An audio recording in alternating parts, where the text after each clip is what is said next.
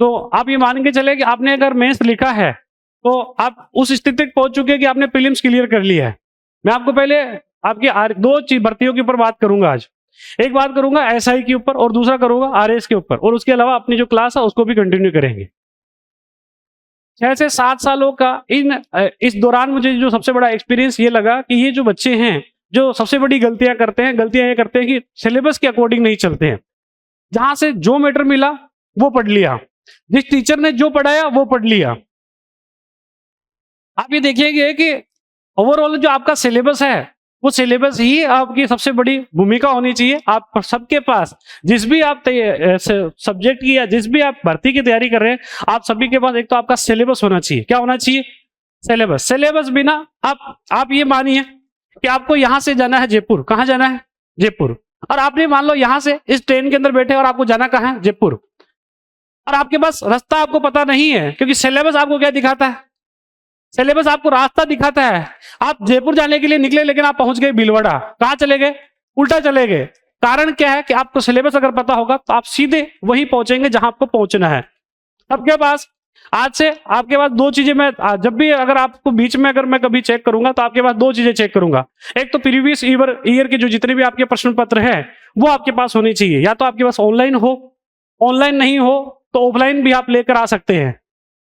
Offline नहीं है तो ऑनलाइन हो सकता है। आपके पास प्रीवियस ईयर के पेपर होने चाहिए। प्रीवियस ईयर के जो पेपर है आपको ये बताएंगे कि इस दौरान कहां पर उबड़ खाबड़ है, कहां पर कहां पर ढलान है, कहां पर या तीव्र संकरा रास्ता है, तो आपको ये चीजें पता चल जाएगी।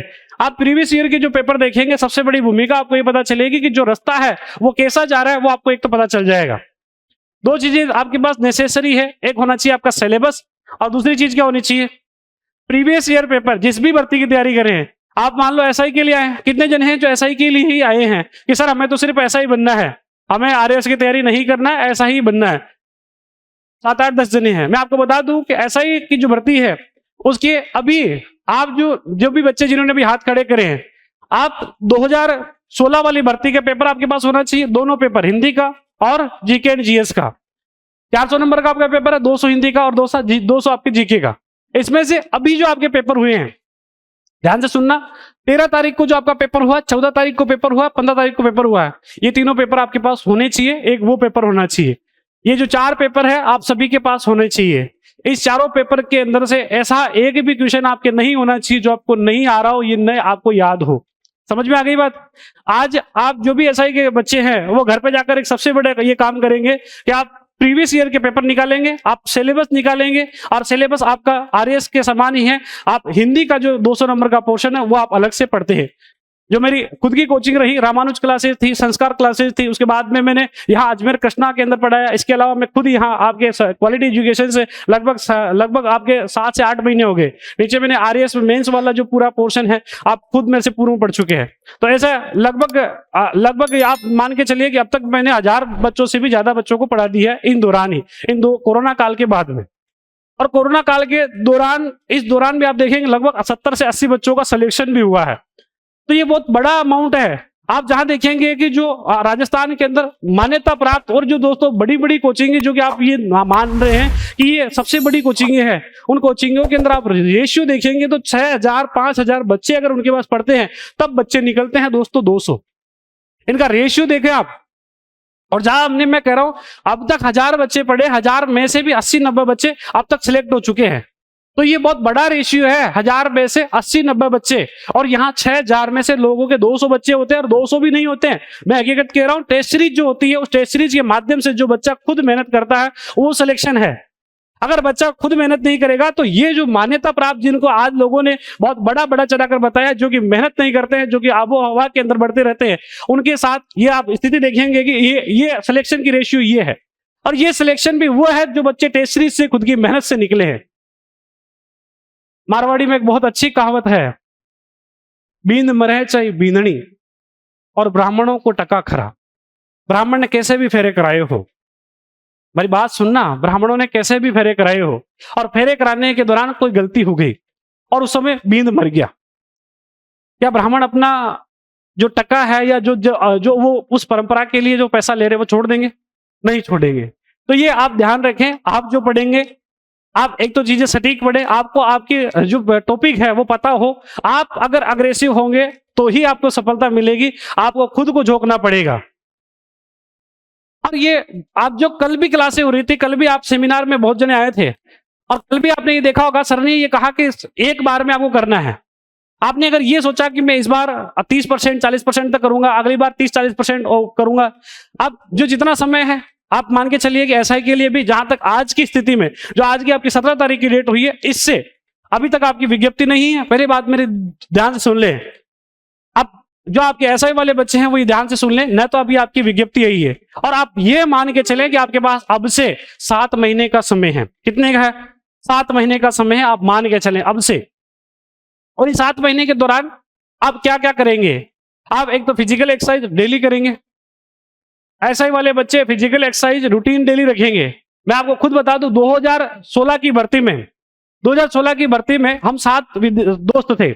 उन 7 में से 6 जनों के अंदर से मैं अकेला ऐसा रहा हूं जिसके 282 नंबर, यानी उनसे ऊंचे नंबर होने के बावजूद मैं फिजिकल के अंदर डिस्क्वालीफाई हुआ। 2016 के अंदर ये बहुत अच्छे मार्क्स थे, 270 नंबर पर मेरिट थी एसआई की। 270 पर जिसका था वो सिलेक्शन लेके गया था 2016 वाली भर्ती के अंदर, और हम 7 दोस्त थे। 7 में से मैं और बता दूं तो मैं अकेला एक रहा जिसका सिलेक्शन उस समय फिजिकल फेल होने के कारण 45 मार्क्स आने के कारण रह गया था। 2000 अभी आप देखो 2018 वाली भर्ती फिर आई, या दोस्तों ये जो अभी हुई है रिसेंटली टाइम, इसके अंदर भी मेरे 293 नंबर थे, लेकिन फिर फिजिकल डिस्क्वालीफाई हुआ। आप देखेंगे कि लिगामेंट इंजरी होने के कारण ये मैं इसको कंप्लीट नहीं कर पाया। लिगामेंट इंजरी के बाद हुई, लेकिन आप देखेंगे कि मैं फिर फिजिकल में डिस्क्वालीफाई रहा। तो ये 2 भर्तियां, मैं आपको एग्जाम पास करने का तरीका बताऊंगा, इसके अलावा फिजिकल कैसे होते हैं, फिजिकल के अंदर क्या रणनीति होती है, जो मेरी कमियां रही मैं आपको यही बता देता हूँ। फिजिकल में जो सबसे बड़ी कमियां रही, एंड आज जब एग्जाम देने के बाद, जब रिजल्ट आने के बाद हमने सोचा कि भाई हम तैयारी करेंगे, और हमारे जो दोस्त थे वो पूर्व में या तो कोई जॉब्स में थे, या उन्हें इस बात का पता था कि कहीं ना कहीं, क्योंकि वो डिफेंस के अंदर चलेगा और हम पढ़ाने के अंदर रह गए। क्योंकि हमारा जो फिजिकल हुआ, आप देखेंगे कि 23 सितंबर को 2016 वाली भर्ती का 23 सितंबर 2019 को फिजिकल हुआ था। ये दोनों फिजिकल मेरे हुए उदयपुर में। अभी पहले मैं एसआई वालों की बात करूंगा, फिर मैं आरएस पर आऊंगा। तो 2016 वाली भर्ती जो कि आपकी एसआई की थी, उसका फिजिकल हुआ उदयपुर में, और इसके अंदर डिस्क्वालीफाई होने की सबसे बड़ी वजह बताता हूं। 2016 से पूर्व जो जितनी भी भर्तियां थी उसके अंदर चांस दिए जा रहे थे 3, लॉन्ग जंप के जो चांस थे वो 3 दिए जा रहे थे। और इस बार 2016 और ये अभी जो भर्ती थी 2021 में के अंदर, जिस या 21 वाली जिसको आप फिजिकल देके आए, 18 की थी, उसको 21 में रिवाइज किया गया, और इसके एग्जाम अभी आप देखो कि रिसेंटली टाइम में 2021 में हुआ सितंबर में, और इसका 2022 के अंदर आपका फिजिकल हुआ है। तो ये थोड़ा ध्यान रखना। 2022 की भर्ती थी तो 2023 के अंदर, सॉरी, तो 2022 और 23 की आप ये देखेंगे कि इस फिजिकल के दौरान भी, और सबसे बड़ी कमियां यही रही। आप देखो कि दिन के अंदर आप जो ये फिजिकल करेंगे, ये दिन का समय रहेगा, सुबह का समय नहीं है। आप जो वहां फिजिकल करने जाओगे लगभग 11 से 12 बजे तपती हुई धूप के अंदर वहां फिजिकल करवाते हैं। तो ये थोड़ा ध्यान रखना। ऐसी परिस्थितियां नहीं है जो कि आप सुबह सुबह उठे और उठ के दौड़ने चले गए, वैसी परिस्थिति आपको नहीं मिलेगी। तो सबसे बड़ी ध्यान रखनी है, आपको नियमित रूप से वर्कआउट करना है। जैसे अगर सोच लिया तो फिर पीछे क्यों हटना? भाई आपने सोच ही लिया कि हमें इस राह पर निकलना है, तो राह पर निकलने के लिए घर से आप निकल चुके हो, घर से निकलकर आप कोचिंग तक आ चुके हो, इसका मतलब मैं ये मान रहा हूं कि आप वहां जाने के लिए निकले हैं। ऐसा ही भर्ती में आप 2000 इस वाली के अंदर देखो तो आप 200, या इसके अंदर आप पदों की संख्या देखो कि 859 पद थे, और आने वाली भर्ती के अंदर भी बता दूं कि 700 से 700 पद होंगे। इतने पद होंगे कि अगर आपने अच्छे से मेहनत की है, 300 प्लस का आपने टारगेट लेके चला है, और तो आप निकलोगे आराम से। इस बार भी मैं बता दूं मोटा मोटा अभी अनुमान, ये राजस्थान के अंदर जो अभी फिजिकल देके आए हैं, या दोस्तों जो भी अभी इंटरव्यू देके आए हैं, उन सब में कई ऐसे मेरे मित्र भी रहे, इसके अलावा कई हमारे कोचिंग के जो सहपाठी रहे, यानी जो हमारे कोचिंग के जो साथी रहे, जो आज दूसरी जगह पढ़ाते हैं, या कोई ऐसे रहे, और उनसे भी हमारी बातें होती है कि सर क्या मेरिट रह सकती है। तो मैं बता दूं कि ओवरऑल जिसके 325 नंबर है वो सिलेक्शन ले जाएगा, 325 प्लस। फिजिकल मायने नहीं रखता है, फिजिकल ओनली पासिंग है आपका पेपर, और इंटरव्यू 50 नंबर का, 400 नंबर पर 450 में से जो 325 प्लस नंबर लेकर आया वो सिलेक्शन इस बार लेके जाएगा, या आप मान के चले। तो ये दोस्तों ध्यान रखना, 325 या 30 नंबर, ज्यादा नहीं है इसमें रेशियो, 300 आप 30 मान ले, इससे ज्यादा नहीं रहेगा। आप देखें तो इससे सबसे बड़ा कारण क्या है, 333 नंबर पर आपकी भी फिजिकल सहित मेरिट गई थी, और आपके बाद में इंटरव्यू 50 नंबर का है, वो 100 नंबर का रेशियो हट जाएगा, 50 वाला जुड़ेगा, और तब ये 330 का रहेगा। तो इसलिए आप जो भी एसआई की तैयारी कर रहे हैं, आप ये वादा करें कि अपने आप से वादा करें कि हम नियमित रूप से वर्कआउट करेंगे। और वर्कआउट करने के अलावा आप जैसे लड़कियां हैं तो लड़कियों के 3 इवेंट है। लड़कियों के 3 इवेंट कौन कौन से हैं? तो इनके हैं एक गोला फेंक, कौन सा है? एक तो है गोला फेंक, एक है रेसिंग और एक है लॉन्ग जंप। लड़कों के 3 इवेंट है, एक है बीम जिसको आप चिनअप कह सकते हैं, एक आप करते हैं लॉन्ग जंप और एक 100 मीटर रेसिंग। तो ये 3 इवेंट है, लड़कियों की 100 मीटर और लड़कों के भी 100 मीटर। तो आप ये तीनों कर सकते हैं, लेकिन बशर्ते 100 मीटर रेसिंग बजाय आप 5 किलोमीटर रनिंग करें, 2 किलोमीटर रनिंग करें, 3 किलोमीटर, उनसे हार्ड है। मैं ये फिर कहूंगा कि क्योंकि आपको 5 किलोमीटर में अच्छा समय मिल जाता है, 25 मिनट 30 मिनट का समय आपको मिलता है, तो आप आराम से निकाल लेते हैं। लड़कियों को 30 मिनट 35 मिनट तक मिलते हैं, आप निकाल लेते हैं। लेकिन जहां आपको सीमित समय मिला हुआ है, आपको 13 सेकेंड के अंदर आपको 100 मीटर की रेस पूरी करनी है। 13 से आप 14 करें तो आपको पूरे 40 में से 40 नंबर मिल जाएंगे। लड़कों की बता रहा हूं, 13 सेकंड से 14 सेकंड मिलते हैं, 40 में से 40। आप 14 से जस्ट ऊपर गए, 14 से 15 सेकंड के ऊपर गए, आपके नंबर 15 घट जाएंगे, यानी 40 में से 15 घटे, आपके 25 ही नंबर आएंगे। और 1 सेकंड आपका ऊपर बढ़ा, आप 15 से 16 सेकंड तक गए, आपके 15 नंबर ही रहेंगे। और 16 सेकंड के बाद जिन्होंने रेस करी वो फेल है। तो यही रहेगा। तो इसलिए मैं ये कहूंगा कि आपके एग्जाम के साथ साथ आपका फिजिकल बहुत जरूरी है। फिजिकल, मैं कई ऐसे कैंडिडेट को जानता हूं, मैं आपको जो एसआई के बच्चे हैं, मैं आपको कई ऐसे रिजल्ट दिखाऊंगा, यहीं पर दिखाऊंगा बोर्ड के ऊपर। आप रिजल्ट को देखना, मेरे हमारे साथी हैं, मेरे रिजल्ट देखना, आप सबको ये पता चलेगा कि क्या ऐसी भूमिका रही जो कि वहां तक नहीं पहुंचने के कारण। इसके अलावा भी मैं आपको कह दूं कि मैं ऑलरेडी गवर्नमेंट जॉब के अंदर हूं, तो ये थोड़ा ध्यान रखना। इसके अलावा भी आपको कहूं कि मैं आपको वो जो चीजें रिजल्ट दिखाऊंगा कि कौन कौन से ऐसे रिजल्ट हैं जो कि अच्छे नंबर आने के बावजूद। 2016 की भर्ती में मेरा एक दोस्त था, 324 नंबर उसके एग्जाम में थे। 324 नंबर, जहां मैं कह रहा हूं 270 पे सिलेक्शन, वहां नंबर कितने?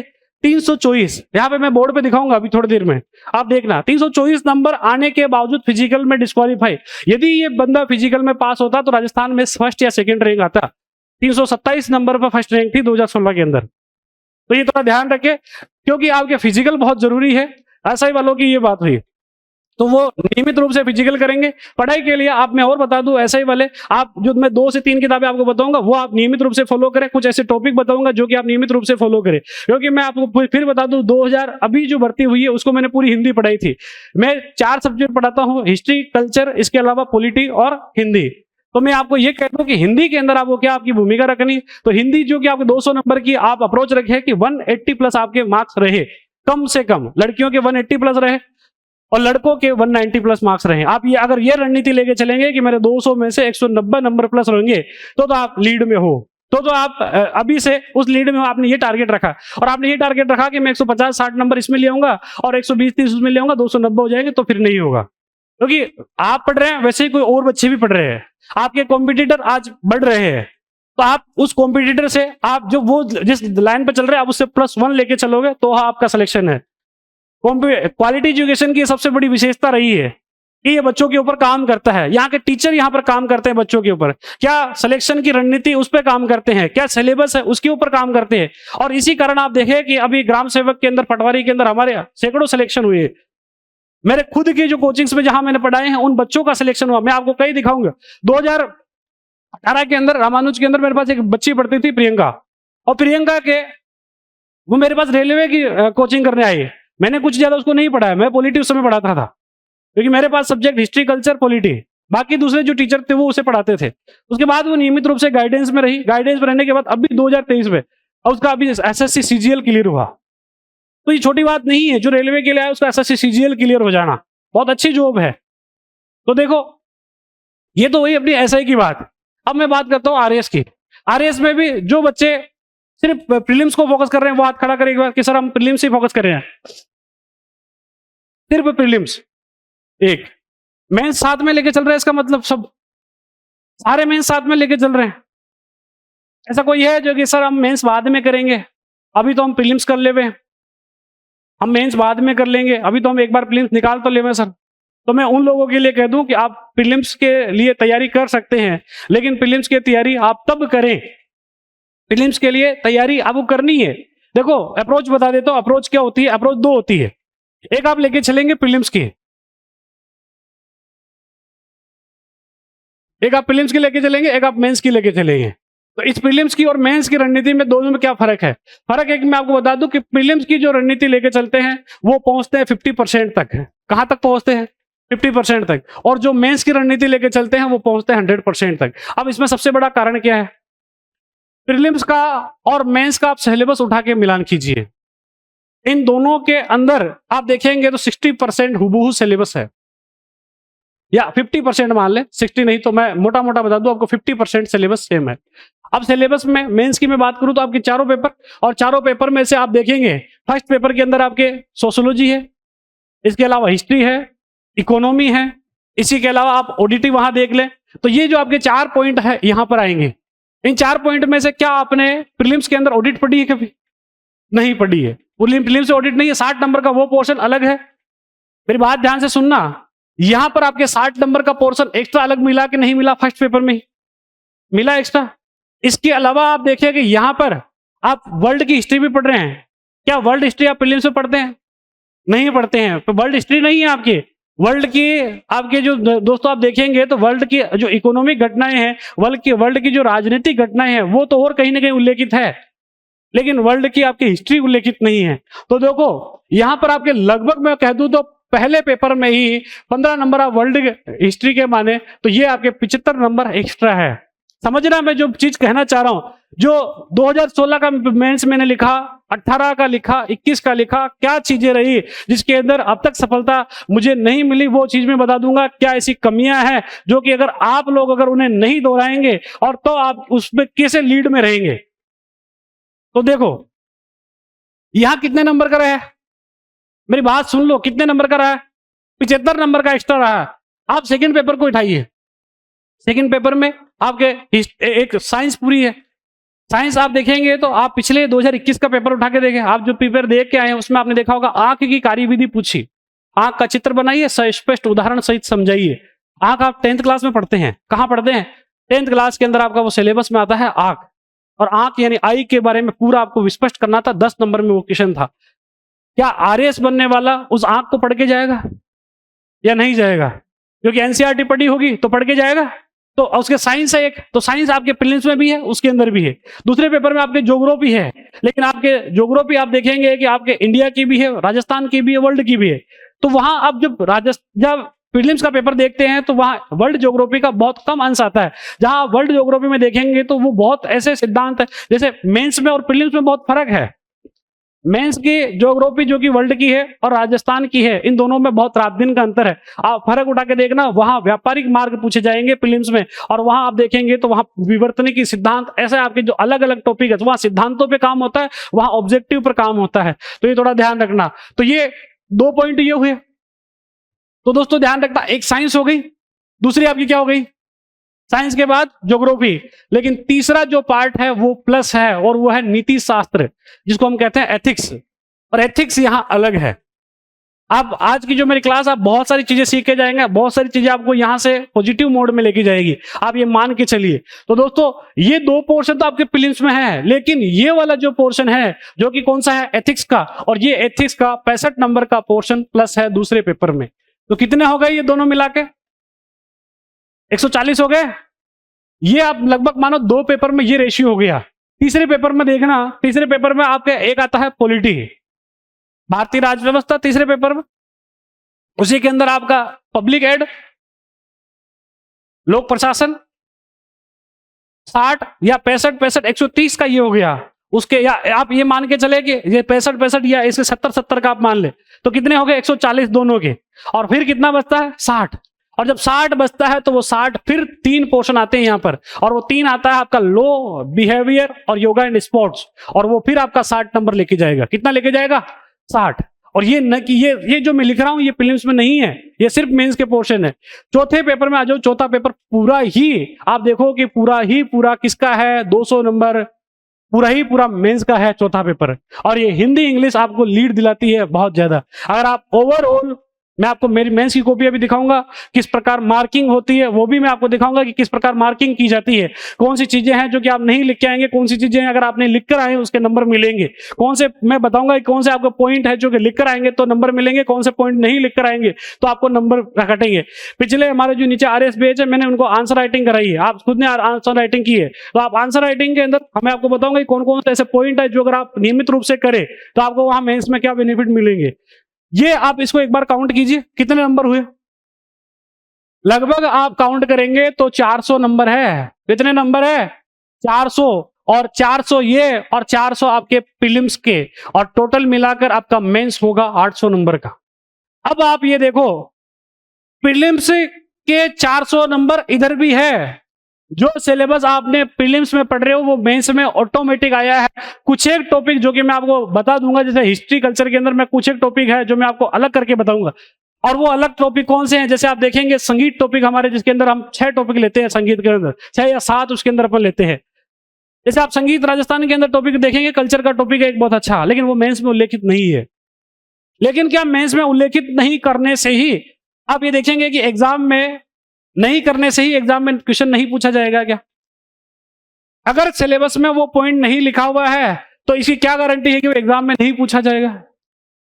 आप देखो कि आपके जो मेंस के सिलेबस है उसके अंदर संगीत का टॉपिक नहीं है, जिसके अंदर तो सबसे बड़ा अगर देखूं तो लोक संगीत नहीं है। कौन सा संगीत नहीं है? लोक संगीत। और लोक संगीत को हम 4 भागों में पढ़ते हैं। 4 इसके भाग कौन कौन से हैं? तो देखो, एक आप पढ़ते हो लोकगीत। कौन से पढ़ते हो? लोकगीत। तो राजस्थान में जोरावा क्या है, मुमल क्या है, ये सारे आप गीत पढ़ते हो राजस्थान में। एक आप इसी के बाद पढ़ते हो लोक नृत्य। क्या पढ़ते हो? राजस्थान में अग्नि नृत्य, बम नृत्य, राजस्थान में अलग अलग प्रकार के हम नृत्य पढ़ते हैं, घूमर है, तेरह ताली नृत्य है, सब इसके अंदर आते हैं। और देखो इसके बाद नाट्य, राजस्थान के अंदर नाट्य है, राजस्थान में रमते हैं, राजस्थान के अंदर तमाशा है, राजस्थान के अंदर नौटंकी है, तो ये सारी क्या है? नाट्य है, ख्याल है। इसके बाद में आप एक पढ़ते हो तो ये 3 तो ये होगा गीत, नृत्य और नाट्य, और इसी से एक रिलेटेड है दोस्तों वाद्य यंत्र। कौन सा है? वाद्य यंत्र। लेकिन 2021 के मेंस में ये टॉपिक लोक संगीत नहीं लिखे होने के बावजूद यहां से एक प्रश्न पूछा गया, रावण हत्ता वाद्य यंत्र। आप देखो मेंस का पेपर उठा के, रावण हत्ता वाद्य यंत्र शुरू जो आपका फर्स्ट पेपर था उसके शुरुआती 5% में था, और ये आपके 15 वर्ड के अंदर पूछा गया। तो ये उसके अब सिलेबस में नहीं है, फिर भी क्या पूछ लिया? रावण हत्ता बताइए। सिर्फ इतना लिख के दिया, रावण हत्ता बताइए। आपको लिखना है 15 शब्दों में। आप कैसे लिखेंगे रावण हत्ता? कोई बता सकता है खड़ा होकर कि सर रावण हत्ता ये होता है? किस प्रकार का वाद्य यंत्र होता है, किस कैटेगरी में शामिल होता है? कोई निसंदेह रहे, आप और मैं, एक चीज आज ही सुन ले, आप और मैं यहाँ कोई फर्क नहीं है। आप ही की तरह मैं आपको आज ही कह दूं, आप में और मुझ में कोई विभेद नहीं है। आप मुझे अपना दोस्त मानकर माने, और आपको जो भी उचित लगे आप खड़े होकर हाथ ऊंचा करके पूछ सकते हैं, बता सकते हैं। डरने की कतई जरूरत नहीं है। इसलिए तो जो भी जिसको भी आ रहा है आप हाथ खड़ा करें। आपकी यहां से झिझक खत्म करनी है पहली बात तो, क्योंकि आपकी अगर झिझक खत्म हो जाएगी तो आप इंटरव्यू में अच्छा प्रदर्शन कर पाएंगे। तो आपको झिझक यहीं से खत्म कर देनी है। तो आप जिसको भी आता हो वो हाथ खड़ा करके। हाँ, सबसे बड़ी बात तत्व वाद्य यंत्र है, और तत्व का मतलब मैं एक शब्द में कह दूं तार। ऐसे वाद्य यंत्र जिसके अंदर एक तो लगा होता है तार। क्या लगे होते हैं? तार। और दूसरा उसको अपन गज के माध्यम से बजाते हैं, वो क्या होगा? तत्व वाद्य यंत्र। आप रावण हत्ता देखें, आप गिटार देखें, तो वो क्या है? तत्व वाद्य यंत्र। तो वो सारे वाद्य यंत्र जो कि तार के माध्यम से बजाए जाते हैं वो सारे तत्व वाद्य यंत्र हैं। तो ये रावण हत्ता पूछ लिया, एक में आपने इसकी कैटेगरी डिफाइन कर दी, ये तत्व वाद्य यंत्र है। और इसकी क्या आप बताएंगे? देखो मैं बता दूं, जो आपका 15 वर्ड में जो शब्द आता है वो 15 से आप 20 ही लिखेंगे। आप 15 से 25 नहीं लेके जाएंगे। आपको कभी अपनी ये नहीं दिखाना है कि हमें सर बहुत ज्यादा आता है, कभी नहीं दिखाना है। आपकी जो कॉपियां चेक कर रहा है वो, जो बंदा चेक कर रहा है वो 30 साल एक्सपीरियंस लेके बैठा, आपकी जितनी आयु हुई है उतनी एक्सपीरियंस ले चुके हैं वो। तो इसलिए उनको ये अपने को नहीं दिखाना कभी कि हमें ज्ञान आता है, हमें 15 वर्ड के हम 40 वर्ड लिख रहे हैं, हमारा एक्स्ट्रा टाइम भी जा रहा है और हम वहां मात भी खा रहे हैं। तो ऐसा अपने को कभी काम नहीं करना है। बताइए। और नारियल की आधी कटोरी से बना होता है, और इसके ऊपर बकरे की खाल मंडी हुई होती है। आगे से तुम्बे नुमा होता है, छोटा सा होता है, उसके ऊपर तुम्बे नुमा बड़े होते हैं, 1 हाथ लंबा, इतना ये होता है। और रामदेव जी, मैं एक आपको फॉर्मूला पढ़ाऊंगा कल्चर के अंदर, पारा रारा गोंडे देंज। और उस पारा रारा गोंडे देंज में आपको ये पता चलेगा कि ऐसे कौन कौन से लोक देवता के कौन से वाद्य यंत्र काम में लिए जाते हैं। ये आपने 3 बातें बताई, और कुछ अच्छा बताया इन्होंने, और कोई? हाँ, रामदेव जी और बाबू जी की फड़ वाचन के समय रावणहत्ता वाद्य यंत्र काम में लिया जाता है। रावणहत्ता वाद्य यंत्र लाने का श्रेय बाबू जी को दिया जाता है। ये लंका से लेकर आए थे और लंका में निवास करता था रावण, और इसीलिए इस वाद्य यंत्र को क्या कहा गया? रावणहत्ता। ये श्रेय दिया जाता है कि बाबू जी इसको लेकर आए थे, और इसीलिए इसको हम क्या कहते हैं? रावणहत्ता कहते हैं। तो ये थोड़ा ध्यान रहे, ऐसे आपके प्रश्न पूछे जाएंगे मेंस के अंदर। तो आज से आप प्रीलिम्स तो लेके ही चलेंगे, मेरी बात सुन लो, लेकिन आपके पास सिलेबस जो सबसे बड़ा भूमिका में रहेगा वो कौन सा रहेगा? मेंस का। आप यहाँ एथिक्स रोज पढ़ेंगे, आप हिंदी इंग्लिश रोज पढ़ेंगे, तभी कल्याण है, नहीं तो आप मतलब नहीं है। भले आप घर पे बैठ सकते हैं, आप भले तैयारी छोड़ भी सकते हैं। मेरी बात ध्यान से सुन ले, अगर आपने अपने आप को तैयार किया वहां घर से, अगर आप यहां तक आए हैं, तो आप ये मान के चले कि ये 800 नंबर का ही सिलेबस आपको मुख्य रूप से तैयार होना चाहिए। क्योंकि प्रीलिम्स में आपको फिर रणनीति बता दूंगा, प्रीलिम्स पास करना बहुत आसान है। आप देखो कि 200 में से आपके 80 नंबर, 75 या 80 नंबर, 85, 90 नंबर तक में आपका सिलेक्शन हो जाएगा। लड़की हो चाहे लड़का हो, चाहे जनरल हो चाहे ओबीसी हो। पिछले आप कितने ही पेपर्स का उठा के देख लीजिए, अगर बच्चा अगर ढंग से पढ़ता है तो 80 से 90 नंबर तक अगर वो ढंग से लेकर आ जाता है, खुद को भरोसा आ जाता है कि हाँ मेरे 90 से 95 नंबर आ जाएंगे, तो आप मेंस लिखना स्टार्ट कर सकते हैं। लेकिन मेंस क्या आप एग्जाम देने के बाद स्टार्ट करेंगे क्या? मेंस की प्रैक्टिस तो आपको पहले से करनी पड़ेगी। जब प्यास लगी तब कुआं खोदोगे? प्यास लगने पे कुआं खोदा तो क्या काम का? और जब प्यास लग रही है तब आप कुआं खोदोगे तो फिर वो काम का ही क्या? तब बीच में फिर प्यास लगी, फिर क्या करोगे? थक्कर हार कर बैठ जाओगे। तो ऐसे में आपको करना क्या है, आप पहले ही तैयार रहें, आप पहले ही मेंस के फोकस पर तैयार करें। मैं प्रीलिम्स की फिर आपको रणनीति बता देता हूं। प्रीलिम्स पास करना बहुत आसान है। प्रीलिम्स में आप पास कैसे करेंगे?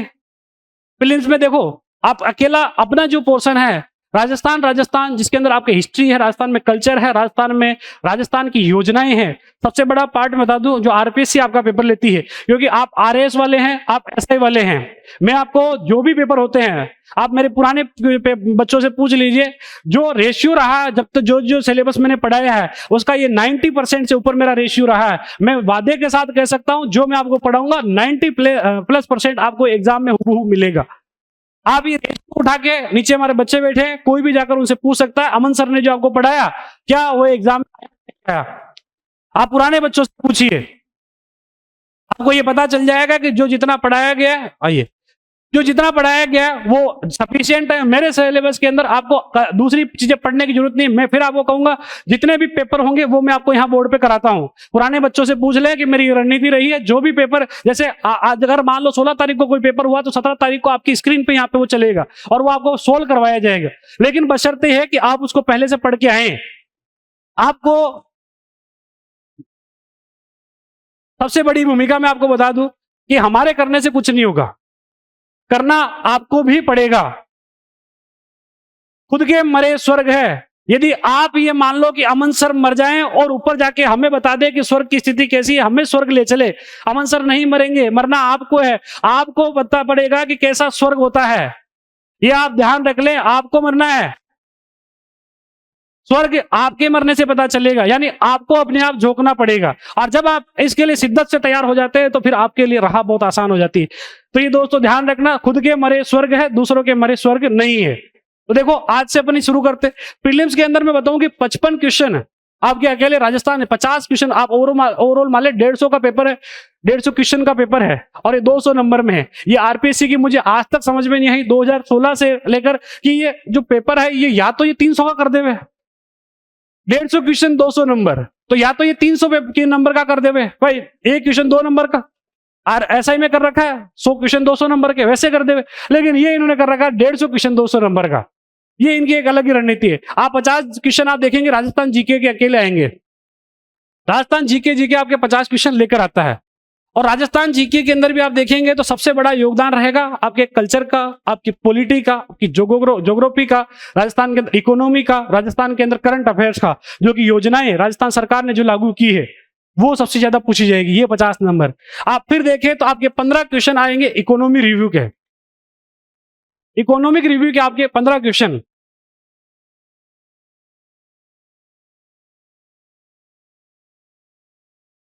तो दोस्तों ध्यान रखना कितने हो गई है, 65। आप फिर मान के चले कि राजस्थान के अंदर 15 क्वेश्चन आपकी जो RAS है इसके अंदर साइंस के पूछ लिए जाएंगे। अगर आप इतना भी कर पाते हैं ढंग से तो भी आपके नैया पार है। ये हो गए 80 क्वेश्चन और आपको करने ही 70 क्वेश्चन है। अगर आपको नेगेटिव मार्किंग से बचते हुए आपने 70 क्वेश्चन सही से कर लिए और 70 क्वेश्चन या आपने 75 क्वेश्चन कर लिए तो आपके नंबर बैठ जाएंगे यहाँ पर 100 तक। तो आज तक की मेरिट नहीं गई है। तो ये आपको प्रीलिम्स की स्ट्रेटेजी है। आप आगे और इसके अंदर मैं बताता रहूंगा। आज क्लास को स्टार्ट करते हैं, इसके ऊपर और हम बातें करते रहेंगे। जहां जहां बीच के अंदर है मैं और इसके अंदर बताता रहूंगा क्या स्ट्रेटेजी है, कौन सी बुक है जो कि आप SI के अंदर फॉलो करेंगे। हिंदी के लिए आप कौन से टॉपिक पर पहले फोकस करेंगे तो वो अपन और आगे बात करते रहेंगे। राजस्थान के अंदर अब मैं आपको 2 टॉपिक या दो मुख्य रूप से आपके 2 प्रकार के जो आपके सिलेबस चलता है, या आपके एक तो प्रीलिम्स का है और एक मेंस का है। तो मेंस में मैं आपको बता दूं कि मेंस के जो सिलेबस है वो मैं आपके लेके चलूंगा और यहाँ 7 के अंदर जो प्रीलिम्स के क्या क्या छूटता हुआ चलेगा वो भी बताता चलूंगा। यानी प्रीलिम्स भी आपके होगा और मेंस भी आपके साथ साथ ही होगा। तो देखो राजस्थान में एक तो कल्चर और एक हिस्ट्री, ये 2 पोर्शन में पढ़ाता हूं। अभी आपके राजस्थान में मैं 2 ही पोर्शन लूंगा, मेरी बात सुन लो, एक तो हिस्ट्री और एक कल्चर। आपके लिए सबसे बड़ा काम एक ही होगा। अगर आपको कोई प्रश्न पूछना है तो ये तो आप सीधा हाथ खड़ा करेंगे, हाथ खड़ा करके कोई प्रश्न करेंगे, डायरेक्ट आप प्रश्न नहीं करेंगे। आप में से जिसको भी पूछना है वो आराम से बेझिझक अपना हाथ खड़ा करे और आप खड़ा होकर आप प्रश्न पूछे। ये आप कर सकते हैं। एक सामान्य आदमी की तरह आप हाथ खड़ा करेंगे। ऐसे क्लास में अगर कोई टीचर पढ़ा रहा है और आप में बीच में अगर वो पढ़ा रहा है और आप एकदम से बीच में बोल जाएं तो वो जो पढ़ाई का जो फ्लो है वो टूट जाता है। तो एक आपको ध्यान रखें, आपको जब भी कोई प्रश्न पूछना हो आप हाथ खड़ा करेंगे और निसंदेह बिना किसी झिझक के आप हाथ खड़ा करके खड़े हो जाएंगे। आप टीचर से अनुमति लेके खड़े होंगे और फिर आपका प्रश्न सबके सामने होगा। तो ये आपको आज करना है। और उसके अलावा आपके जो प्रश्न होंगे वो हम क्लास पूरी होने के बाद मैं आपको 10 मिनट ऑफिस में मिलूंगा। क्लास खत्म होने के बाद, जैसे मैंने नीचे वाले बच्चों के लिए कर रखा है, क्लास खत्म होने के बाद मैं 5-7 मिनट नीचे ऑफिस में बैठता हूं और तब वो आप अपना क्वेश्चन मेरे से पूछ सकते हैं। राजस्थान के अंदर हिस्ट्री और कल्चर ये दोनों बहुत अच्छा रोल निभाएंगे। आप देखिए कि प्रीलिम्स में भी अच्छा रोल है, मेंस में भी अच्छा रोल है। कल्चर के बहुत अच्छे प्रश्न है। आप कर्मचारी चयन बोर्ड भी पूछता है, आपके RPSC भी पूछता है। तो आज शुरू करते हैं, अपन कल्चर पहले शुरू करेंगे, उसके बाद में अपन हिस्ट्री पढ़ कराएंगे। तो 2 पोर्शन अपन लेके चल रहे हैं। आज शुरू करते हैं। राजस्थान में आर्ट एंड कल्चर, कला एवं संस्कृति। अब देखो आपको क्या करना है, आपकी कल्चर की कॉपी अलग होगी, हिस्ट्री की कॉपी अलग होगी। जो मैंने नोट्स लिखा दिए, अब जैसे मान लो आपका, जैसे मैं कोई चैप्टर पढ़ा रहा हूं, आपका ये टॉपिक पूरा हो गया, इसमें मान लो आपके 9 पन्ने भरे, 9 के बाद आप 10वां पन्ना खाली छोड़ोगे, उसके बाद 11वें पन्ने से नया टॉपिक आपके शुरू होगा। आप ये पन्ना क्यों खाली छोड़ोगे उसकी भी मैं आपको रणनीति बताऊंगा। यहाँ मैं मेंस के कुछ क्वेश्चन लिखवाऊंगा, आप उन मेंस के क्वेश्चन के लिए अलग से एक कॉपी बनाएंगे। मेरी बात ध्यान से सुनना, मेंस की क्वेश्चन के लिए आपकी एक अलग कॉपी, जो कि किसी के पास है 15 से 20 या 15 से 20 रुपए वाली कॉपी आपके पास है? नहीं, वो आपके पास पड़ी। हाँ, ये ऊपर करके दिखा दीजिए एक बार सब बच्चों को। ये ऐसी कॉपी आप सबके पास होनी चाहिए मेंस के लिए। आप ऐसी कॉपी के अंदर एक सब्जेक्ट के, जैसे कल्चर की एक कॉपी ऐसी होगी जो कि आपके 20-30 रुपए की आपके मार्केट में मिल जाएगी, और एक हिस्ट्री की जिसके अंदर जो कि आप प्रश्न आए हुए हैं और क्या आप प्रश्न पूछे जा सकते हैं उसके ऊपर अपन चर्चा करेंगे। तो ये दोस्तों ध्यान रखना। और प्रत्येक चैप्टर हो जाने के बाद आप एक पृष्ठ खाली छोड़ेंगे, ये ध्यान रहे। तो कला एवं संस्कृति, कला एवं संस्कृति आप इसे कह सकते हैं, इसे ही आप एक और नाम से कह सकते हैं, इसे आप साहित्य भी कह सकते हैं। तो कला, संस्कृति एवं साहित्य ये तीनों अपने एक साथ चलेगा। अब इसकी क्या रणनीति है, ये आप कितने दिन में पूरा कर लेंगे? ये लगभग आप 2 से 2.5 महीने में पूरा करेंगे। कल्चर आपके 2 से 2.5 महीने चलेगी, आपकी हिस्ट्री 3 महीने चलेगी। हिस्ट्री में 3 महीने एक्स्ट्रा क्यों चलेगी कि हिस्ट्री के अंदर बड़ा पोर्शन है, पूरे आप राजवंश पढ़ेंगे। उसके अंदर आप जैसे पहला जो आपका पोर्शन चलेगा हिस्ट्री के अंदर, उसके अंदर आप 6 टॉपिक पहले पढ़ेंगे। 6 टॉपिक पहले कौन से? तो मैं आपको बता दूं कि 6 टॉपिक आप पहले पढ़ेंगे, जिसके अंदर आप ताम्रपत्र पढ़ेंगे, सिक्के पढ़ेंगे, सभ्यता पढ़ेंगे, पूरा पाषाण काल पढ़ेंगे। इसी के अलावा दोस्तों ये जो जितनी भी सभ्यता है, इसके अलावा अभिलेख, शिलालेख, ये जो सारी चीजें हैं, ये 6 टॉपिक है। ये 6 टॉपिक आप पहले पढ़ेंगे। उसके बाद में आप बीच वाले पार्ट के अंदर पढ़ेंगे मुख्य रूप से जो जितनी भी प्रकार के राजवंश हुए हैं वो राजवंश आप एक साथ पढ़ेंगे। ये राजवंश हो जाने के बाद आप आधुनिक के जो 6 टॉपिक है वो पढ़ेंगे। 6 टॉपिक में से आप पहला टॉपिक पढ़ेंगे सहायक संधियां, 1818 की सहायक संधियां, जो हम 2 फेज में पढ़ते हैं, जिसके अंदर वेले-जेले की सहायक संधियां और उसके बाद में लॉर्ड हेस्टिंग्स की सहायक संधियां। उसके बाद आप 1857 की क्रांति पढ़ेंगे उसके बाद में आप जनजातीय आंदोलन पढ़ेंगे, किसान आंदोलन पढ़ेंगे, किसान आंदोलन, प्रजामंडल आंदोलन, प्रजामंडल आंदोलन के अंदर 2 टॉपिक और आप एक्स्ट्रा पढ़ेंगे। 2 टॉपिक एक्स्ट्रा कौन? एक तो समाचार पत्रों की भूमिका, समाचार पत्रों की क्या भूमिका रहती है इन प्रजामंडल आंदोलन के दौरान, और एक जो जिस समय संस्थाएं बनी है उनकी क्या क्या भूमिका रही है। तो ये भी टॉपिक आप इसी के अंदर पढ़ेंगे। और लास्ट है क्या पढ़ेंगे? एकीकरण। तो ये आपका हिस्ट्री का पोर्शन लगभग रहेगा 3 साढ़े 3 महीने का, और कल्चर का रहेगा आपका कितने महीने का? 2.5 से 3 महीने का। तो ये आप मान के चले 2.5 का 3 हो सकता है, लेकिन 3 का 4 नहीं होगा। 2.5 का 3 हो सकता है, 2.5 से कम भी नहीं होगा। ये आप ध्यान रखिए। कल्चर आपकी चलेगी 2.5 से 3 महीने तक, और हिस्ट्री आपके 3 से 4 महीने चल सकती है, क्योंकि बड़ा पोर्शन है इसलिए। तो ये पहले जो कि आपके सबसे ज्यादा इंपॉर्टेंट है वो कल्चर है। कल्चर पहले करा दिया जाए तो बेटर रहेगा, उसके बाद में हिस्ट्री अपन शुरू करेंगे। तो देखो आज की क्लास को शुरू करते हैं, कला एवं साहित्य एवं संस्कृति। अब देखो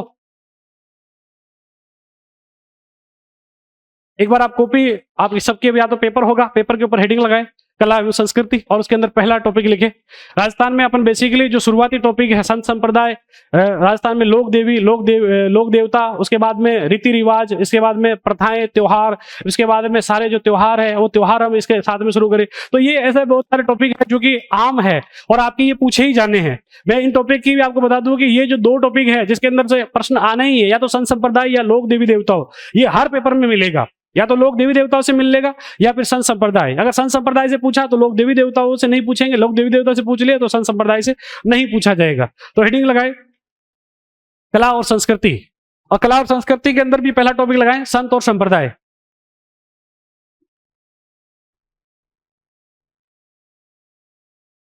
इस हॉल में ज्यादा गर्मी है, नीचे इतनी नहीं है, नीचे ठंडा है।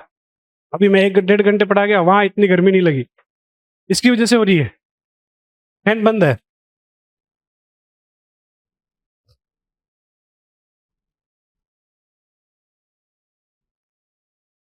संत एवं संप्रदाय बड़ा इंपॉर्टेंट टॉपिक है, थोड़ा अच्छा टॉपिक है।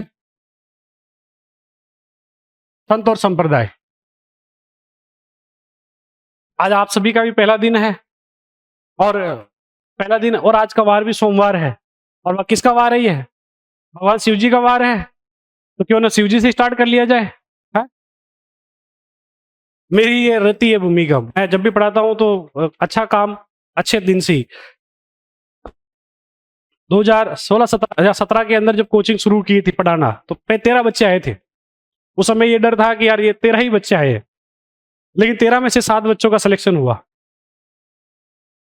2013 में या 2018 के 17-18 के दौरान 13 बच्चे आए, उसमें से 7 बच्चों का सिलेक्शन हुआ। और तब ये उम्मीद आई कि हाँ जो हम काम कर रहे हैं वो बहुत अच्छा कर रहे हैं।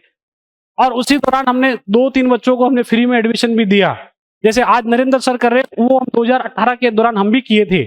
और उस समय उनमें से हमारी एक लड़की थी सिमरन, और जिसका सिलेक्शन हुआ, जिसके पिताजी नहीं थे।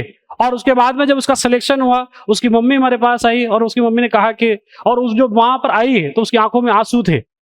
और तब मैंने देखा कि यार अपन जो जिस काम को कर रहे हैं वो वास्तव में अपन सही जगह है, और अपन ने जो काम किया, जिस बच्चों का सिलेक्शन हुआ है, और वो मैं ये मानता ही नहीं हूं कि उसमें मेरी भूमिका रही।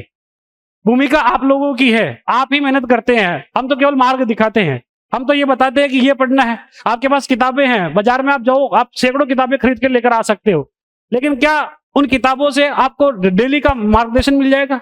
नहीं मिलेगा। डेली का मोटिवेशन नहीं मिलेगा। गुरु का ज्ञान क्या होता है? गुरु शब्द अंधकार से प्रकाश की ओर ले जाने वाला है। आपने गुरु को अगर सही से समझ लिया, आज ये जो अपना पहला टॉपिक, उसमें भी आप गुरु को ही पढ़ेंगे। सबसे बड़ा शब्द है गुरु, और आपने गुरु शब्द की अगर महत्ता को समझ लिया, महिमा को समझ लिया, तो फिर कोई चीज मुश्किल है ही नहीं। आपके अंदर वो भाव होना चाहिए कि हाँ सर हम शिष्य हैं और हम आपके सानिध्य में पढ़कर सफलता अर्जित करेंगे। जिसने गुरु को समझ लिया वो ही तरक्की करता है। मैं आज कह दूं, जो गुरु के ऊपर लांछन लगाता है वो कभी सफलता नहीं अर्जित करता है। मैं आपको बहुत सारे ये भी उदाहरण यहाँ पे दिखाऊंगा। भी संत और संप्रदाय टॉपिक शुरू कर रहे हैं। अब संत और संप्रदाय को भी हम 2 मुख्य इसमें भूमिका होती है, 2 शब्द इसके अंदर होंगे। देखो 2 शब्द कौन कौन से हैं।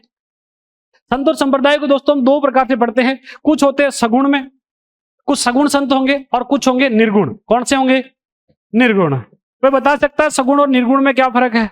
कबीर निर्गुण में था तो उसका गुरु रामानंद सगुण में था, क्या कारण रहेंगे? क्योंकि एक सगुण में है, एक निर्गुण में है। कोई बता सकता है? मैं आपसे क्वेश्चनिंग करूंगा, आप ये झिझक छोड़ दें कि सर हमसे क्वेश्चन नहीं करे। मैं पूछूंगा आपसे बार बार, और ये मेरा हमेशा से रहा है। जब जब मैं क्वेश्चन पूछूंगा आपको जवाब देना है, अगर आपको आता तो दे सकते हैं। ऐसा किसी पे प्रेशर नहीं है कि मैं पर्टिकुलर किसी को खड़ा करके पूछ रहा हूँ, ऐसा किसी प्रेशर नहीं है। ऐसा प्रेशर रहेगा आपके टॉपिक पूरा हो जाने के बाद, एक दिन ऐसा कोई क्लास रहेगी जिसके अंदर मैं फर्स्ट डे आपको सबको उसके अंदर मैं क्वेश्चनिंग करूंगा। वो आपके टॉपिक हो जाने के बाद आपके ऊपर प्रेशर रहेगा। उसके बाद टॉपिक हो जाने के बाद आपके टेस्ट होंगे, और टॉपिक हो जाने के बाद जो मैंने खुद तैयार किया आप सब लोगों के लिए, वही आपके टेस्ट होंगे। यानी आप मान के चले कि टफ टेस्ट होगा, आप पढ़ के आने के बावजूद आप उसके अंदर लगभग, अगर आप मान के चले 70% आप क्रॉस कर रहे हैं, तो आप बहुत अच्छी रेस में हैं। टॉपिक हो जाने के बाद आपका टेस्ट होगा, ये आप मान के चले जैसे भी टॉपिक होता है आपका टेस्ट नहीं हो जाएगा, और उस टेस्ट के अंदर आपको अच्छे प्रदर्शन लाने और अच्छा रैंक भी लेके आनी है। तो ये थोड़ा ध्यान रहे। तो सगुण और निर्गुण में कोई बताओ देखिए कि सर सगुण में ये अंतर है, निर्गुण में? आप बता चुके हो, आप बताओ देखिए, आपको और पूछ लिया जाएगा। हाँ,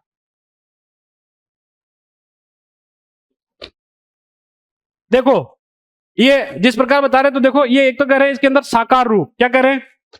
साकार रूप, ठीक है। और निर्गुण में, निर्गुण में निराकार, तो ये साकार हो गया, ये निराकार हो गया, ठीक है। और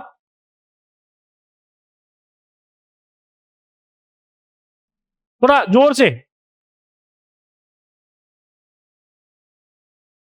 वो एक ही बात हो गई है, साकार निराकार। आप मूर्त कह दो, उसको साकार कह दो, मूर्त भी आप इसको कह सकते हैं कि भाई ये मूर्त का मतलब है मूर्ति रूप है ना। और कोई?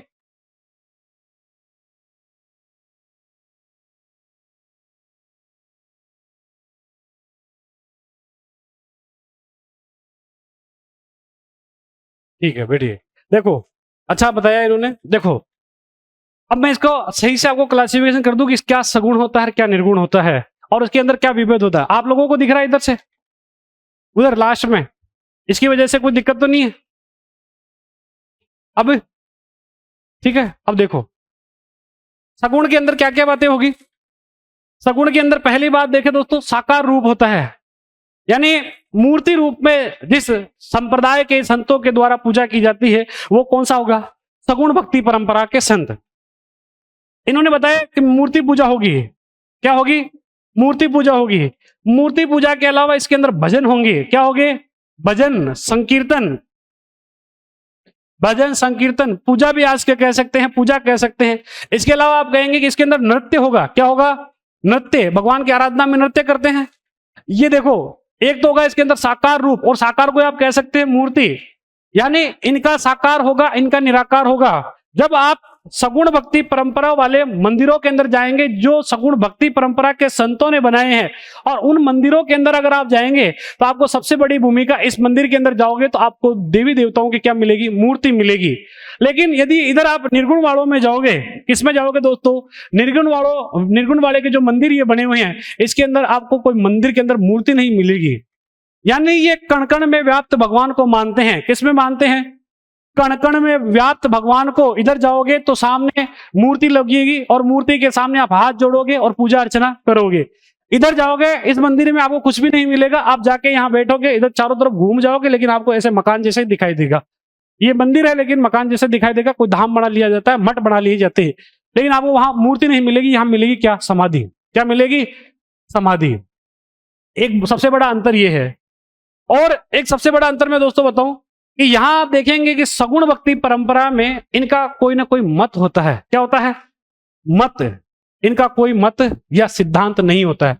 इनका क्या होता है? मत होता है, या इनके सिद्धांत होते हैं। आप देखेंगे कि रामानुजाचार्य ने विशिष्टाद्वैत सिद्धांत दिया, उसके बाद उनके अनुयायी हुए या उनके शिष्य हुए रामानंद, वो सगुण भक्ति परंपरा में थे, उन्होंने सिद्धांतों का अनुपालन किया। साकार रूप में क्या क्या बात है दोस्तों ध्यान रखनी है। सगुण भक्ति परंपरा में मूर्ति होगी, भजन होगा, संकीर्तन होगा, पूजा नृत्य आदि किए जाते हैं। इसके में मंदिर आप देखेंगे दोस्तों, इसके अंदर जो पूजा अर्चना होगी वो साकार रूप में होती है। इसके अंदर यहाँ पर मंदिर होंगे और मूर्ति पूजा होती है। मंदिर होंगे, मूर्ति पूजा होगी। इसके अलावा इनका कोई ना कोई मत होगा, और क्या होगा? मत या सिद्धांत, यानी ये किसी न किसी सिद्धांत को फॉलो करेंगे, उस सिद्धांत की अनुपालना में चलेंगे। आप शंकराचार्य को देखिए, शंकराचार्य का नाम सुना है? अभी है क्या? शंकराचार्य, शंकराचार्य अभी भी है। शंकराचार्य अब एक पदवी के रूप में है, पूर्व में एक पुरुष थे। शंकराचार्य का एक सिद्धांत है अद्वैतवाद। अद्वैतवाद के अंदर क्या है? अद्वैतवाद, आत्मा और परमात्मा एक ही है, उसमें अद्वैत है, उसमें विभेद नहीं है। आत्मा परब्रह्म है, पर ब्रह्म है। क्या है? आत्मा पर ब्रह्म है, आत्मा ही पर ब्रह्म, आत्मा और परमात्मा में विभेद नहीं है। कौन कह रहे हैं? शंकराचार्य। शंकराचार्य का सिद्धांत है अद्वैतवाद। राजस्थान में आप जो संत संप्रदाय पढ़ेंगे, इसके अंदर आप पढ़ेंगे रामानुजाचार्य के, फिर आप जो ये राजस्थान के अंदर खैर इनका जो बहुत कम योगदान रहेगा। अभी जो पिछले बच्चे थे हमने नीचे पढ़ाया, मैं बात करूंगा, लेकिन अब तक मेरी जहां तक अनुमान है, राजस्थान में ऐसी कोई कोचिंग नहीं होगी जिसने राजस्थान के भक्ति संतों में रामानंद के 12 शिष्य पढ़ाए हो। मैं हकीकत कह रहा हूं, राजस्थान के अंदर ऐसी कोई कोचिंग नहीं होगी। ये आप दावे के साथ में कह सकता हूं, आप कितनी ही कोचिंग वालों के उठा के देख लीजिए। और हमारी कोचिंग की सबसे बड़ी बात मैं बताऊं, फर्स्ट ग्रेड का अभी पेपर हुआ था, इसी टॉपिक की बात कर रहा हूं, ज्यादा नहीं कह रहा हूं, इसी टॉपिक की बात कर रहा हूं। रामानंद जो कि दक्षिण भारत में थे, उत्तर भारत की और भक्ति परंपरा को लेकर आए, उनके टोटल 12 शिष्य हुए। ऐसे कोई नहीं पढ़ाता है, क्योंकि दक्षिण भारत की भूमिका है, और कोई ये भी नहीं सोचता है कि भाई उत्तर भारत में इसका क्या रोल है। और हम तो हमारा बेसिकली हम राजस्थान में संत संप्रदाय पढ़ रहे हैं। कहाँ के पढ़ रहे? राजस्थान में। फिर भी मैंने पिछली क्लास होगी, आप देखो हमारे, आपको मैं किसी दिन स्क्रीनशॉट लाके यहाँ दिखा दूंगा, इन बच्चों ने खैर पढ़ा, इनके लिखा हुआ भी होगा। और जब संत और संप्रदाय इन्होंने पढ़ा, तो उसके अंदर मैंने एक चीज लिखा है कि रामानंद के टोटल 12 शिष्य हैं। उन 12 शिष्यों के नाम में से 2 नाम अभी फर्स्ट ग्रेड के अंदर पूछे गए। पद्मावती व सुरसरी का संबंध किससे है? और पद्मावती और सुरसरी का संबंध किससे है? रामानंद के ही शिष्य थे। रामानंद के टोटल 12 शिष्य हुए, जिसमें से 6 प्रसिद्ध हुए, 6 अप्रसिद्ध हुए। आज तक प्रसिद्ध में से तो कबीर को पूछ लिया, सेना जी को, धन्ना जी को, पीपा जी को, इन सबको पूछ लिया, लेकिन इन 6 को कभी नहीं पूछा गया था। मैंने कहा बच्चों तुम लिखो 6 ये भी, और ये हो सके आ जाए। उस दिन की क्लास रिकॉर्ड करी, उसमें मैंने कहा देखो आ जाएगा, और उस दिन कहा जब लिखवाया, और उसके बाद में जब आया तब मैंने फर्स्ट ग्रेड की मैंने कहा कि देखो ये आया है, और फर्स्ट ग्रेड का पेपर आपके आरपीसी ने लिया है। और वो दोनों पद्मावती और सुरसरी किसके शिष्य है? रामानंद के। तो ये 6 जो प्रसिद्ध है और 6 अप्रसिद्ध है, जिसमें अनंतानंद है, भावानंद है, निरिहानंद है, सुखानंद है, पद्मावती है, सुरसुरी है। तो ये 6 है जो कि अप्रसिद्ध है और 6 है प्रसिद्ध है। तो ये आप दोस्तों ध्यान रखना, आपको जो मैटर पढ़ाया जाएगा वो कतई आपसे बाहर नहीं जाएगा। आप घर पे जाके मास्टर बनने की कतई कोशिश नहीं करें, मेरे सब्जेक्ट में तो कतई नहीं करें। मैं आपको फिर गारंटी के साथ कह देता हूं, अगर आप इस हिस्ट्री कल्चर की बजाय, मेरी बातें ध्यान से सुन ले, हिस्ट्री कल्चर की बजाय आप पॉलिटी पर ज्यादा इफेक्ट ध्यान दे, जो मैंने पढ़ा दिया उसके बाद आपकी जो मेरे सब्जेक्ट में क्या भूमिका रहेगी, वो भूमिका ये रहेगी कि आप जाकर जितने भी क्वेश्चन हुए हैं वो पुराने ये क्वेश्चन देखेंगे। कोई क्वेश्चन समझ में नहीं आ रहा तो मुझसे पूछेंगे कि सर हमने ये क्वेश्चन देखे, ये हमें समझ में नहीं आया और इसका उत्तर क्या होगा, तो मैं उसका आपको आंसर बताऊंगा। मेरी ये भूमिका रहेगी। मैंने जो पढ़ा दिया उसके बाहर आपको कोई भी गाइड लाने की जरूरत नहीं है, कोई भी सब्जेक्ट की कोई चीज लाने की जरूरत नहीं है। आपको लानी है तो ओल्ड पेपर जो जितने भी हुए हैं वो लाइए, उसकी प्रैक्टिस कीजिए, टेस्ट लगाइए, टेस्ट दीजिए, और उससे आपको बेनिफिट क्या होगा, आप उस जो टॉपिक है आप उसके अंदर पारंगत हो जाएंगे। आपको पता चल जाएगा कि आप अगर आरपीएससी ने आप कितने ऐसे प्रश्न हैं जो कि इस टॉपिक से पूछ लिए, उसके आपको देखो कि राजस्थान में अनेक गाइड चलती है और उसके अंदर वो तो है ही। इसके अलावा हमारे यहाँ पर आपको पर्टिकुलर जैसे टॉपिक हो जाएगा उसका टेस्ट यहाँ होगा, वो टेस्ट दे लेंगे। इसके अलावा अपनी ऑनलाइन भी टेस्ट सीरीज चल रही है, वो आप टेस्ट वहां भी लगाएंगे। तो इस प्रकार आपको सबसे मोटा मोटा मैं बता दूं कि आप जो मैं जितना पढ़ा दूंगा हिस्ट्री की, ये आप रहेगी कि 90% और कल्चर के अंदर भी 90% अबाउ। 100% मैं कभी नहीं कहता हूं, ऐसा हो एक आधा क्वेश्चन बच्चों को घुमाने के लिए दिया जाता है, वो 100% कभी भी नहीं कहता हूं। नहीं, राजस्थान का कोई टीचर ये कह सकता है कि 100% हमारे में से ही आया है, 100% कोई नहीं कहेगा। कारण यह है कि 100% पर ना तो सिलेक्शन होता है। कोरोना काल में माध्यमिक शिक्षा बोर्ड ने बच्चों के साथ बहुत बड़ी ट्रेजेडी की। क्या ट्रेजेडी की? बच्चों को नंबर दे दिए 100 में से 100, 100 में से 99, 100 में से 98, और जिन बच्चों के 98, 99, 100 नंबर आ गए और उनके तो मन में ही आ गया कि हम एसडीएम से तो कम क्या ही बनेंगे। अब हमारे लिए एसडीएम से तो कम कोई पोस्ट होनी ही नहीं चाहिए। अब जिन बच्चों के पॉकेट में 100 आ गए, अब वो हमारे टीचरों के ऊपर दबाव आ गया कि वो बच्चा आके कहता है कि सर 12वीं में मेरे है ना 100 में से 100 आए हैं। अब हम देखते हैं कि 100 में से 100 कैसे आ गए इसके। इसको राजस्थान के अंदर कल्चर का पता नहीं है, हिस्ट्री का पता नहीं है, पॉलिटिक्स को आती नहीं है, इसके 100 में से 100 कहाँ आ गए? इसने साइंस में से 100 में से 100 लेके आया सर। तो एक पूरी साइंस आने से आपका सिलेक्शन नहीं होगा, आपको सारे जो आपका सिलेबस है उसके सारे पोर्शन को महत्तम यानी जितना भी आप ज्यादा उसको टच कर सके वो करना है। हर टॉपिक को टच करना है, हर टॉपिक की आत्मा तक जानी है कि यार इस टॉपिक में से कौन सा प्रश्न जो कि आपके सिलेबस में से पूछा गया है, तो वो आप दोस्तों ध्यान रखेंगे। तो ये देखो सबसे बड़ा अंतर क्या है, इधर मत होगा सिद्धांत होगा, इनमें मत और सिद्धांत नहीं होगा। इधर सगुण भक्ति परंपरा के अंदर सबसे बड़ी बात साकार रूप होगा, मूर्ति मिलेगी, अंदर जाओगे तो मंदिर में क्या मिलेगी? मूर्ति रूप, मूर्त रूप होगा। इधर जाओगे तो समाधि मिलेगी। आप जैसे आप राजस्थान के अंदर दादू दयाल जी के जाके हो, अपने यहाँ करडाला धाम है, दादू दयाल जी के जाके हो। आप जाओगे तो यहाँ नरेना धाम है, वहां जाके हो, दादू दयाल जी के मंदिर में जाके हो।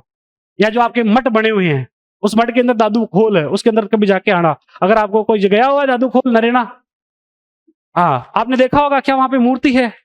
नहीं है। निर्गुण भक्ति परंपरा है, नहीं मिलेगी। इसी कारण तो देखो मूर्ति होगी, भजन होगा, संकीर्तन होगा, पूजा नृत्य होगा, और सबसे बड़ी बात इनका कोई विशिष्ट सिद्धांत होता है। तो हेडिंग लगाओ संत और संप्रदाय और लिखो सगुण और निर्गुण। सगुण भक्ति परंपरा की पहले परिभाषा लिखे, सगुण भक्ति परंपरा, सगुण भक्ति परंपरा, सगुण भक्ति परंपरा।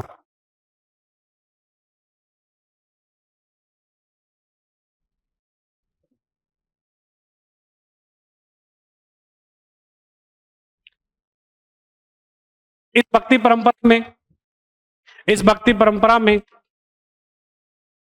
इस भक्ति परंपरा में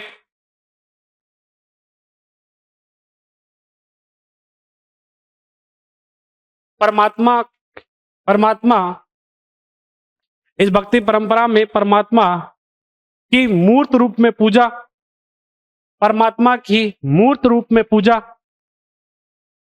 परमात्मा की मूर्त रूप में पूजा, मूर्त रूप में पूजा, कोमा भजन, कोमा भजन, संकीर्तन, संकीर्तन, पूजा या नृत्य, पूजा कोमा लगा के लिख सकते हैं, नृत्य, इसमें पूजा भी होगी, इसमें नृत्य भी होगा। आपने देखा होगा राजस्थान के अंदर आप जाओ नाथद्वारा के अंदर, नाथद्वारा में सगुण भक्ति परंपरा है, भगवान श्रीनाथ जी का मंदिर है नाथद्वारा राजसमंद में। आप वहां जाओ और वहां देखो कि लोग नाचते हैं, भगवान की आराधना में नाचते हैं, श्री कृष्ण की आराधना में, और वहां ये नृत्य भी इसके अंदर माना गया है। आपसे 2016 का जो मेंस हुआ उसके अंदर एक प्रश्न, एक प्रश्न था, और वो प्रश्न था हवेली संगीत। हवेली संगीत, हवेली संगीत किससे संबंधित है? और ये हवेली संगीत ये दोस्तों भजन कीर्तन से संबंधित है। ये मैं आगे पढ़ाऊंगा कि जब नाथ संप्रदाय या वल्लभ संप्रदाय अपन पढ़ेंगे तो ये हवेली संगीत प्रश्न पूछा गया था, वल्लभ संप्रदाय से संबंधित है। और एक प्रश्न पूछा गया पुष्टि। मैं और बता दूं 2018 के अंदर जब ये 19 के अंदर जब फर्स्ट ग्रेड का पेपर हुआ था उससे ठीक पूर्व ही मैंने, या जो पेपर हुआ था उससे ठीक 2 या 3 दिन पहले ही मैंने वल्लभ संप्रदाय पढ़ाया था। और तब मैंने बच्चों को कहा कि एक आप नाम लिखे पुष्टि। क्या लिखे? पुष्टि। और ये पुष्टि शब्द का कोई बता सकता अर्थ क्या होता है? पुष्टि शब्द का अर्थ क्या होता है? यह प्रश्न आरपीएससी ने पूछा है कि बताइए पुष्टि मार्गीय संप्रदाय कौन सा है और पुष्टि का अर्थ होता क्या है? तो पुष्टि मार्गीय संप्रदाय राजस्थान में वल्लभ संप्रदाय है। कौन सा संप्रदाय है? वल्लभ संप्रदाय। लेकिन इस पुष्टि का अर्थ होता है कृपा। क्या होता है? कृपा। दोस्तों ध्यान रखना, पुष्टि का अर्थ क्या होता है? कृपा। और ये आरपीएससी ने पूछा हुआ प्रश्न है, जिस दिन पढ़ा रहा था उसके 2-3 दिन बाद ही एग्जाम के अंदर ये पूछा गया कि पुष्टि का अर्थ बताइए क्या होता है। फर्स्ट ग्रेड वाले बच्चे थे, एग्जाम देके आए और बाद में कहा कि सर ये तो आपने 3 दिन पहले पढ़ा दिया लेकिन हमको तो पता ही नहीं था, आपने पढ़ा दिया इसलिए हमको आ गया और हम करके भी आ गए। तो दोस्तों ध्यान रखना, पुष्टि का अर्थ क्या होता है? कृपा। ये प्रश्न ऐसे पूछे जाते हैं। तो सगुण भक्ति परंपरा में मूर्ति, भजन, संकीर्तन, पूजा, नृत्य तथा तथा तथा मत या सिद्धांत का अनुपालन किया जाता है। मत या सिद्धांतों का, मत या सिद्धांतों का, मत या सिद्धांतों का मत या सिद्धांतों का अनुपालन किया जाता है, यानी पालना की जाएगी, तो कोई ना कोई इनका मत या सिद्धांतों का अनुपालन किया जाएगा। अभी इसके हम उदाहरण भी बता देंगे, थोड़ी इसमें एक दो लाइन छोड़ देना, उसके बाद निर्गुण की परिभाषा लिखो, तो उसके उदाहरण फिर आप इसके नीचे ही लिख देना, उदाहरणों पे फिर बाद में चर्चा करेंगे, पहले इसकी परिभाषा लिख लो। निर्गुण भक्ति परंपरा लिखो। इस भक्ति परंपरा में इस भक्ति परंपरा में भगवान के साकार रूप, सॉरी भगवान के निराकार रूप, भगवान के निराकार रूप, भगवान के निराकार रूप, भगवान के निराकार रूप कोमा भजन कीर्तन, भगवान के निराकार रूप, भगवान के निराकार रूप कोमा, या इसको आप ऐसे लिख ले, अभी भजन कीर्तन बाद में लिखे पहले, क्योंकि ये अलग अलग परिभाषा शब्द हो जाएंगे। तो भगवान की निराकार रूप की पूजा की जाती है, इसको काटे पहले, इसमें लिखे भगवान के निराकार रूप की पूजा की जाती है तथा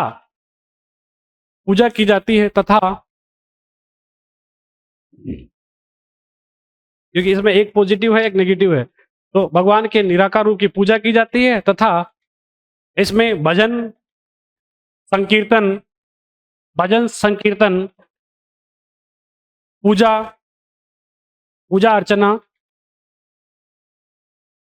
अर्चना या नृत्य वर्जित होता है। तो यहाँ दोस्तों ध्यान रखना, ये सब क्या है, वर्जित है, यहाँ ये सब चीजें आपकी नहीं होगी, तो ये सब तो वर्जित है। तो ये भजन संकीर्तन पूजा नृत्य आदि इसके अंदर वर्जित होते हैं। देखो ये किसी विशिष्ट सिद्धांत की पालना नहीं करते हैं, ये किसी विशिष्ट मत या सिद्धांत की पालना नहीं करते हैं, इनका कोई सिद्धांत नहीं होता है, ये किसी विशिष्ट मत या सिद्धांत की पालना नहीं करते हैं।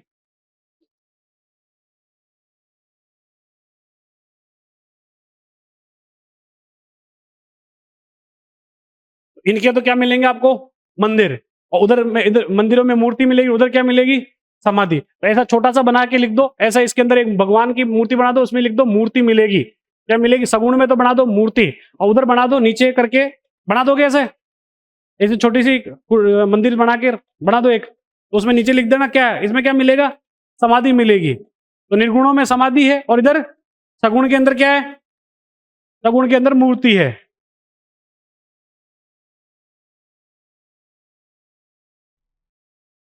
कबीर निर्गुण रहा,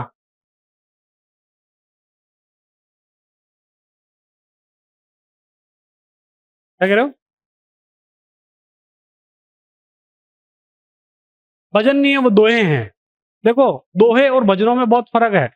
दोहे जो बोले जाते हैं, बैठो, दोहे या लोकोक्ति आप देखेंगे कि ये अलग एक भूमिका होती है और भजन एक अलग भूमिका होती है।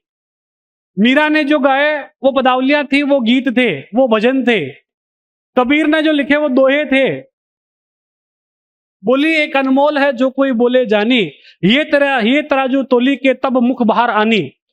यानी बोली बहुत अनमोल है। कबीरदास जी कहते हैं कि बोली एक अनमोल है, जो कोई बोलना जानता है, और ये के तराजू से उसे तोलिए और तब उसको मुख से बाहर निकालिए। तो ये तराजू तोली के तब मुख बाहर आनी, तो बोली बड़ी अनमोल है। ये कबीरदास जी दोहा, ये कबीरदास जी का, ये कबीरदास जी के भजन नहीं है। और इसीलिए मैं कहता हूँ ये प्रश्न अच्छा है आपने पूछा है। इससे पूर्व भी मुझे एक दो बार बच्चों ने ये पूछा था कि सर दोहे और गीतों में क्या फर्क है, क्या दोहे भी गीत ही है? तो दोहे और लोकोक्तियां अलग होते हैं और गीत अलग होते हैं।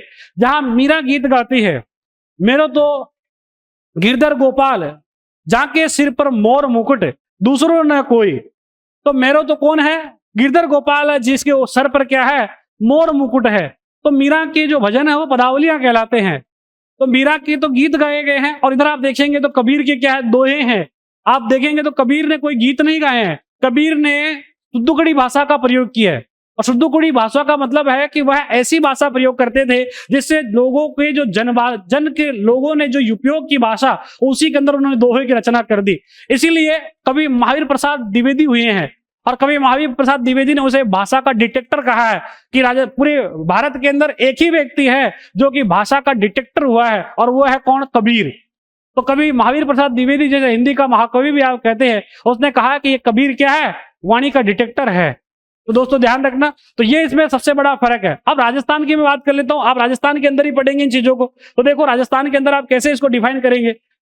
अब आप एग्जाम के अंदर आपसे प्रश्न पूछा जाएगा कि इनमें से बताइए। चलो मैं आपको एक प्रश्न के माध्यम से इसको समझाना चाहता हूं। देखो आपके क्वेश्चन आया कि जिसको आता है वो हाथ खड़ा करे और तारक मेहता की उल्टा चश्मा वाली स्थिति यहां क्रिएट नहीं करे, जैसे एक साथ सारे बोलने लग जाते हैं। तो एक जिसको आवे वो अपना हाथ खड़ा करे। तारक मेहता में देखा होगा, वो जेठालाल, दया बहन, इसके अलावा बापूजी और वो सुंदर, सभी वो सारे एक साथ बोलते हैं, और तो और वो बबीता जी भी, है ना।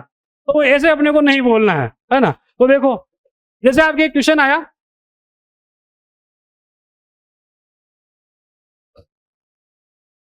इनमें से कौन निर्गुण भक्ति परंपरा, दूसरों को भी नहीं बताना है, ये आपके कॉम्पिटिटर ही है ना, दूसरों को नहीं बताना है। इनमें से कौन, आपको आता है आप हाथ खड़ा करेंगे, इनमें से कौन निर्गुण भक्ति परंपरा का संत नहीं है?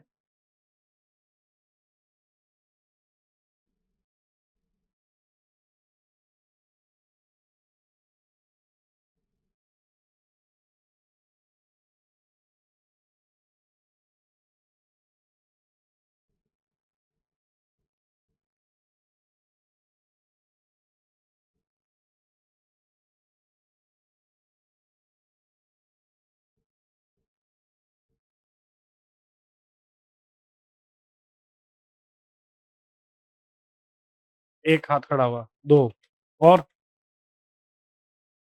तीन, चार, आप सबका नंबर आ चुका है। आप बताइए क्या नाम है? सी। आपका प्रश्न एकदम गलत है, आपने जो बताया वो गलत है। और दुर्लभ जी, आपने सही बताया। अब देखो यहां विचार करना,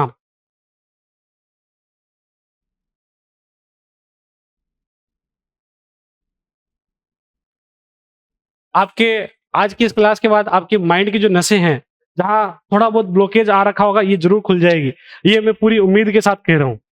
आज इस क्लास के बाद आपकी जो माइंड के अगर कहीं भी थोड़ा बहुत अगर कोई ऊपर नीचे हो रखी होगी, वो एकदम सेट हो जाएगी। आप देखना कि माइंड के अंदर जो तरंगे हैं वो जरूर निकल के आएगी। रासा दरे हंसी राखे, रासा दरे हंसी राखे का मतलब क्या है? कोई किसी ने पढ़ा ये फॉर्मूला? रासा दरे का मतलब है रामचरण दास जी। रामचरण दास जी, क्या नाम है? रामचरण दास जी। इस शाह का मतलब है शाहपुरा। क्या है? शाहपुरा। राजस्थान के अंदर रामसनी संप्रदाय की प्रमुख पीठ, जो कि संत कौन है? रामचरण दास जी। इसके प्रमुख संत जो कि जिस स्थान पर है वो कौन सा है? शाहपुरा। इस दरे का मतलब है दरियाव जी। क्या नाम है? दरियाव जी। दरियाव जी का स्थान है रेड। कहां पर है? रेड नागौर। इसके अलावा हरि रामदास जी सिंहतल बीकानेर, और इसके अलावा रामदास जी जो कि खेड़ापा जोधपुर के अंदर है। और ये सभी संत है किसके? राम सनई संप्रदाय के। ये एक फॉर्मूला है आपके, एक फॉर्मूले में ये पूरा राम सनई संप्रदाय के चारों संत आ जाएंगे। रासा दरे हसी राखे, और रासा दरे हसी राखे में आपके चारों संत, और जो सबसे पहले आएगा वही इसका प्रमुख है, और ये पहला स्थान ही प्रमुख है। यानी सबसे प्रमुख पीठ कौन सी है? शाहपुरा के अंदर, जहां फूलडोल मेला आयोजित होता है। तो दोस्तों ध्यान रखना यही है। और आप ये देखिए हरि रामदास जी शीतल था का, और ये पूरा संप्रदाय कैसा है? निर्गुण निराकार भक्ति का है। शाहपुरा के राजा ने पीटा था रामचरण दास जी को कि तू जनता को भ्रमित कर रहा है, तू जनता को यह कह रहा है कि राम है ही नहीं। रामचरण जी ने कहा कि मैं ऐसा नहीं कह रहा हूं महाराज, राजा जी मैं ऐसा कह ही नहीं रहा हूं कि राम नहीं है, मैं तो यह कह रहा हूं कि राम है, लेकिन राम जो मूर्ति के अंदर है वो नहीं है। ये कौन कह रहा है? रामचरण जी कह रहे हैं राम है, लेकिन जो मूर्ति के अंदर न है वो नहीं है। रामचरण जी कह रहे हैं इस पेन के अंदर भी राम है। क्या कह रहे हैं? इस पेन के अंदर भी राम है, इस फंके के अंदर भी राम है, आपके पास में जो किताब पड़ी उसमें भी राम है। ये कौन कह रहे हैं? रामचरण दास जी। और जो शाहपुरा का राजा था, राजा को लगा कि ये पागल हो गया आदमी, इसको यहां से निकालो, और इसको फिर यहाँ रामचरण जी को पहले तो पीट दिया, बाद में बेचारे यहाँ से आगे गए, आगे जाकर फिर वापस आए और फिर दोस्तों कहाँ जाकर रुके अंत में, शाहपुरा भीलवाड़ा, और इस शाहपुरा के अंदर इनकी मुख्य पीठ बनी। व्यक्ति जो राजस्थान में जयपुर जिले के थे, छोटा गांव जयपुर से, और बाद में फिर कहाँ जाकर ठहरे, शाहपुरा। तो शाहपुरा के राजा ने इनको बुलाया, पहले इनको पीटा गया था एक जगह। तो दोस्तों ध्यान रखना, क्योंकि ये निर्गुण निराकार है, तो ये किस प्रकार के हैं, निर्गुण निराकार भक्ति में है। और ये आपके हरिराम दास जी इसी से संबंधित है। हरि दरियाव जी राजस्थान में रेड से है, रामचरण दास जी ये इसी पीठ के मुख्य हैं। ये सभी संत दोस्तों आप जो इसमें फॉर्मूले में देख रहे हैं सभी निर्गुण हैं। और ये भक्त कवि दुर्लभ जिसने प्रसिद्ध भजन लिखा था, वैष्णव जन तेने कही जाने पीर पराई ना, तो यानी जो दूसरों की पीड़ा को समझे वही है वैष्णव जन। भगवान या दोस्तों जब महात्मा गांधी का जब आप आंदोलनों का जो दौर पढ़ेंगे उस समय उनका एक बहुत प्रिय भजन हुआ करता था, और वो था वैष्णव जन तेने कह जानिए या जाने पीर पराई और की, यानी जो वैष्णव जन वही है जो दूसरों की पीड़ा को समझे। तो वैष्णव जन, तो ये भक्त कवि दुर्लभ है। तो राजस्थान के अंदर ये दोस्तों ध्यान रखना, ये एक ऐसे संत है जो कि किसमें आएंगे, सगुण में, और ये तीनों निर्गुण में। अब अपन चर्चा करते हैं अपने सगुण और निर्गुणों की। देखो सगुण के अंदर आप किस किस को डालेंगे, मैं आपको कुछ नाम बताऊंगा, कुछ संप्रदाय बताऊंगा, उसके अलावा आप सबको जो भी आपको मिले वो आप किसके में डालेंगे, निर्गुण में। तो मोटा मोटा अपने पास जो छोटा होता है उसको पकड़ ले, छोटा जो पोर्शन है उसको आप पकड़ लोगे तो बड़ा जो पोर्शन है वो ऑटोमेटिक हट जाएगा। आप सगुण के अंदर मान लो टोटल मान लो अपने 20 संत और संप्रदाय है, उसमें से आपको पता चल जाएगा कि ये 5-7 है जो सगुण में, बाकी सब 13 उसमें है, उसमें निर्गुण में। तो आपको ये 5-7 याद करने हैं कि ये 13 याद करने हैं। अरे भाई ये याद कर लोगे तो बच्चे जो किसमें आ गए, ऑटोमेटिक इसमें आ गए। सगुण भक्ति परंपरा में जो पहला नाम है, जो सबसे बड़ा नाम मेरी नजर में है दोस्तों, वह है रामानुज। क्या नाम है, रामानुज। राजस्थान या दोस्तों पूरे भारत के अंदर जिस व्यक्ति ने राम की भक्ति शुरू की और वो था दोस्तों कौन, रामानुज। इसके बाद में इसी के शिष्य हुए रामानंद। क्या नाम है, रामानंद। राजस्थान में रामानंदी संप्रदाय की पीठ है, रामानुज संप्रदाय की पीठ नहीं है। राजस्थान में कौन से संप्रदाय की पीठ है, रामानंदी संप्रदाय की पीठ है। आप देखेंगे जयपुर जाओ, गलता जी देखा होगा आपने, जिसको अपन मंकी वैली भी कहते हैं, उत्तर तोताद्री कहते हैं, बंदरों की घाटी अपन उसे कहते हैं, तो वो कौन सी है, रामानंदी संप्रदाय की पीठ है। मैं बताऊंगा आगे कि कब ये स्थापित हुई, कौन राजा था, क्या उसमें क्या घटना क्या की है। इसके बाद में आप देखेंगे तो दोस्तों रामानंद, इसके अलावा तो ये संप्रदाय कौन सा हो जाएगा, अगर रामानंद के द्वारा तो वो रामानंदी संप्रदाय हो जाएगा। तो दोस्तों ध्यान रखना ये रामानंदी संप्रदाय है। और देखो तो ये दो तो आपको किसमें आ गएंगे, विशिष्टाद्वैत सिद्धांत में। फिर एक आप पढ़ते हो निम्बार्काचार्य, क्या नाम है, निम्बार्काचार्य। तो निम्बार्क संप्रदाय, यहां से आप यहां से देखो इस्लामाबाद गांव सुना होगा आपने नाम, और जिसको आज हम कहते हैं श्री निम्बार्क तीर्थ। क्या नाम हो गया अब उसका, श्री निम्बार्क तीर्थ। उसका नाम चेंज कर दिया, अब उसका नाम श्री निम्बार्क तीर्थ है, पहले सलेमाबाद था। तो निम्बार्क तीर्थ में निम्बार्काचार्य की पीठ है, श्याम शरण जी अभी उसके मुख्य आचार्य हैं। निम्बार्क संप्रदाय। एक है आपका दोस्तों गौड़ीय संप्रदाय। गौड़ीय संप्रदाय का प्रमुख मंदिर राजस्थान में कौन सा है, आपसे प्रश्न कई बार पूछा, राजस्थान में गोविंद देव जी का मंदिर, तो वो किस संप्रदाय का है, आप ऐसे याद करें इसको। तो गौड़ीय संप्रदाय को आप जब गोविंद देव जी लिखेंगे तो इसमें भी आपके नाम देखो, इधर आप मैच करेंगे, आप यहां से मैच करेंगे, ये गो से आप इधर गौड़ीय संप्रदाय को मैच करेंगे, एकदम एग्जैक्ट मिलेगा। और ऐसे ही आप याद करेंगे, गौड़ीय संप्रदाय का राजस्थान में जो प्रमुख मंदिर है वो गोविंद देव जी का मंदिर है। जयपुर जाओ आप, और जयपुर के अंदर आप एशिया का सबसे बड़ा बिना खंभों का हॉल देखेंगे, और वहां पूजा होती है गोविंद देव जी की, आपको इस रूप में दिखेंगे, ये गोविंद देव जी है।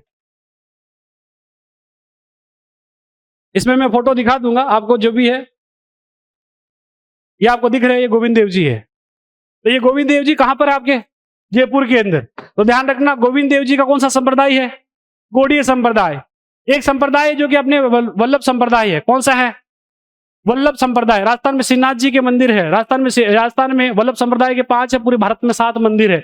इस 5 में से हम सबसे प्रमुख पढ़ते हैं नाथद्वारा का, जो कि हमारे नाथद्वारा का श्रीनाथ जी का मंदिर है। दूसरा हम और पढ़ते हैं वही काकरोली के अंदर, राजसमंद में ही है, तो वो काकरोली के अंदर कौन सा है, द्वारकाधीश जी का मंदिर। तीसरा हम कोटा के अंदर पढ़ते हैं, जो कि कोटा के अंदर मथुराधीश माथुर का या मथुरेश मंदिर है, तो कोटा का जो टॉप मंदिर है एक वो है। उधर आप कामावन भरतपुर में जाओगे तो फिर आपको मंदिर मिलेंगे। तो इस प्रकार राजस्थान में वल्लभ संप्रदाय के 5 मंदिर है, पूरे भारत में 7 है। मोदी जी जिस बाल रूप की पूजा करते हैं, जिस बाल कृष्ण की पूजा करते हैं, वो वल्लभ संप्रदाय के है। तो दोस्तों ध्यान रखना, ये नीता अंबानी, मुकेश अंबानी, ये क्यों आते हैं वल्लभ संप्रदाय? क्योंकि जिस कृष्ण की ये पूजा कर रहे हैं वो वल्लभ संप्रदाय के, आपने मूर्ति देखी होगी, भगवान कृष्ण इस प्रकार के वहां विराजित है, इस प्रकार के बाल रूप में उनको पूजा जाता है, दिन में 8 बार भोग लगाया जाता है, वो बाल रूप में पूजा की जाती है वल्लभ संप्रदाय।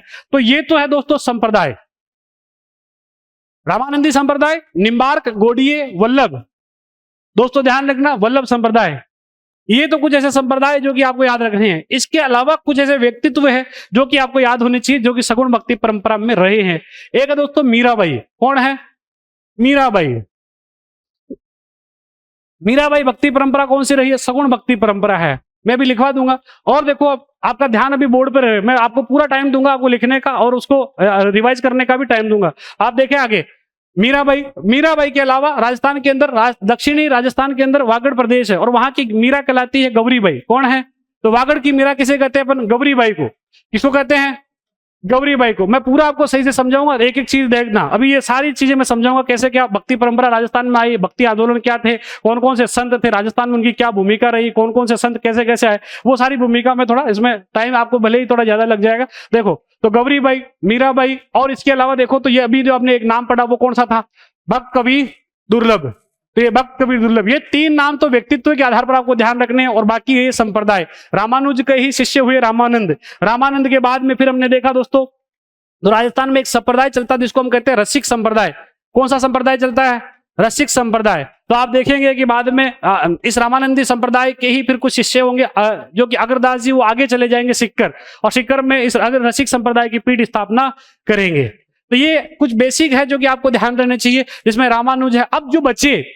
अब जो जितने भी बचे, राम स्नेही कह दो, दादू दयाल वाले कह दो, आप चरणदासी कह दो, आप लालदासी कह दो, जितने भी संप्रदाय बचे हुए हैं वो किसमें चल जाएंगे ऑटोमेटिक?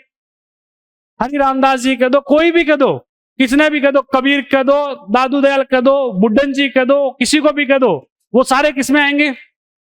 निर्गुण भक्ति परंपरा में। ये कुछ ऐसे नाम है जो कि ध्यान रखने सगुण में है, जहां मूर्ति की पूजा होगी, साकार रूप में पूजा जाएगा, जहां उनकी पूजा अर्चना होगी, जहां दीपक जलाया जाएगा, जहां नारियल बधारे जाएंगे, वो सारी जगह कौन सी है? ऐसी में कहीं ना कहीं जगह ऐसी कोई ना कोई आपको घटना साकार रूप में मिलेगी, मंदिर मिलेगा, मूर्ति मिलेगी। कोई ना कोई मत की ये पालना करते हैं। रामानुज ने सिद्धांत दिया विशिष्ट अद्वैतवाद, शंकराचार्य ने अद्वैतवाद सिद्धांत दिया, वल्लभाचार्य के प्रवर्तक रहे दोस्तों, ध्यान रखना, वल्लभाचार्य, उन्होंने शुद्धाद्वैतवाद का सिद्धांत दिया। अलग अलग प्रकार से मत है। गौड़ीय संप्रदाय के प्रवर्तक हुए गौड़ स्वामी, बाद में एक के अंदर एक संप्रदाय, इसी के अंदर एक और व्यक्ति, जैसे गौड़ स्वामी के नाम पर तो ये गौड़ीय संप्रदाय कहलाया, लेकिन प्रवर्तक इसके मध्वाचार्य जी है। अलग अलग प्रकार के हैं। आप निम्बार्काचार्य को देखें, इसके अंदर इनका जो सिद्धांत है ये सनक संप्रदाय है। तो ये अचिंत्य भेदवाद, तो अलग अलग ये सिद्धांतों का पालन कर रहे हैं। और जो बाकी बचेंगे वो किसमें? ऑटोमेटिक निर्गुण भक्ति परंपरा में। तो अब आप ये सगुण वाले लिख ले, बाकी के उदाहरण इसमें लिखवा देता हूं कुछ और जो है, तो वो बाकी जो बचे शेष इसमें लिख ले। तो आप इसमें लिखेंगे शेष अन्य, इसमें इतना ही लिखेंगे शेष अन्य। तो ये लिख ले, आराम से लिख ले, 2 मिनट। सबसे ज्यादा आप लिखने से बजाय पहले समझने पे ध्यान दें। अगर आपने अच्छे से समझा है तो आपका लिखना सार्थक है, और आपने समझा ही नहीं है, डायरेक्ट लिख दिया, तो वो निरर्थक है। लिखा हुआ तो किताबों में पढ़ा है, नोट्स में पढ़ा है। इसलिए लिखना इंपॉर्टेंट नहीं है, समझना इंपॉर्टेंट है। यहां आप आए हो तो समझने आए हो। आपको मैं पर्याप्त समय दूंगा, अगर आपकी चीज समझ में नहीं आए तो आप मुझसे पूछ सकते हैं। मैं पर्याप्त समय दूंगा, अगर किसी को समझ में नहीं आ रहा हाथ खड़ा करके निसंदेह आप पूछे। लेकिन आप यहाँ जो करने आए हैं वो समझने आए हैं, इसलिए मैं पहले आपकी प्रायोरिटी ये रखिए कि आप उस चीज को समझे जो मैं समझाना चाह रहा हूं। अब लिख ले आप एक बार।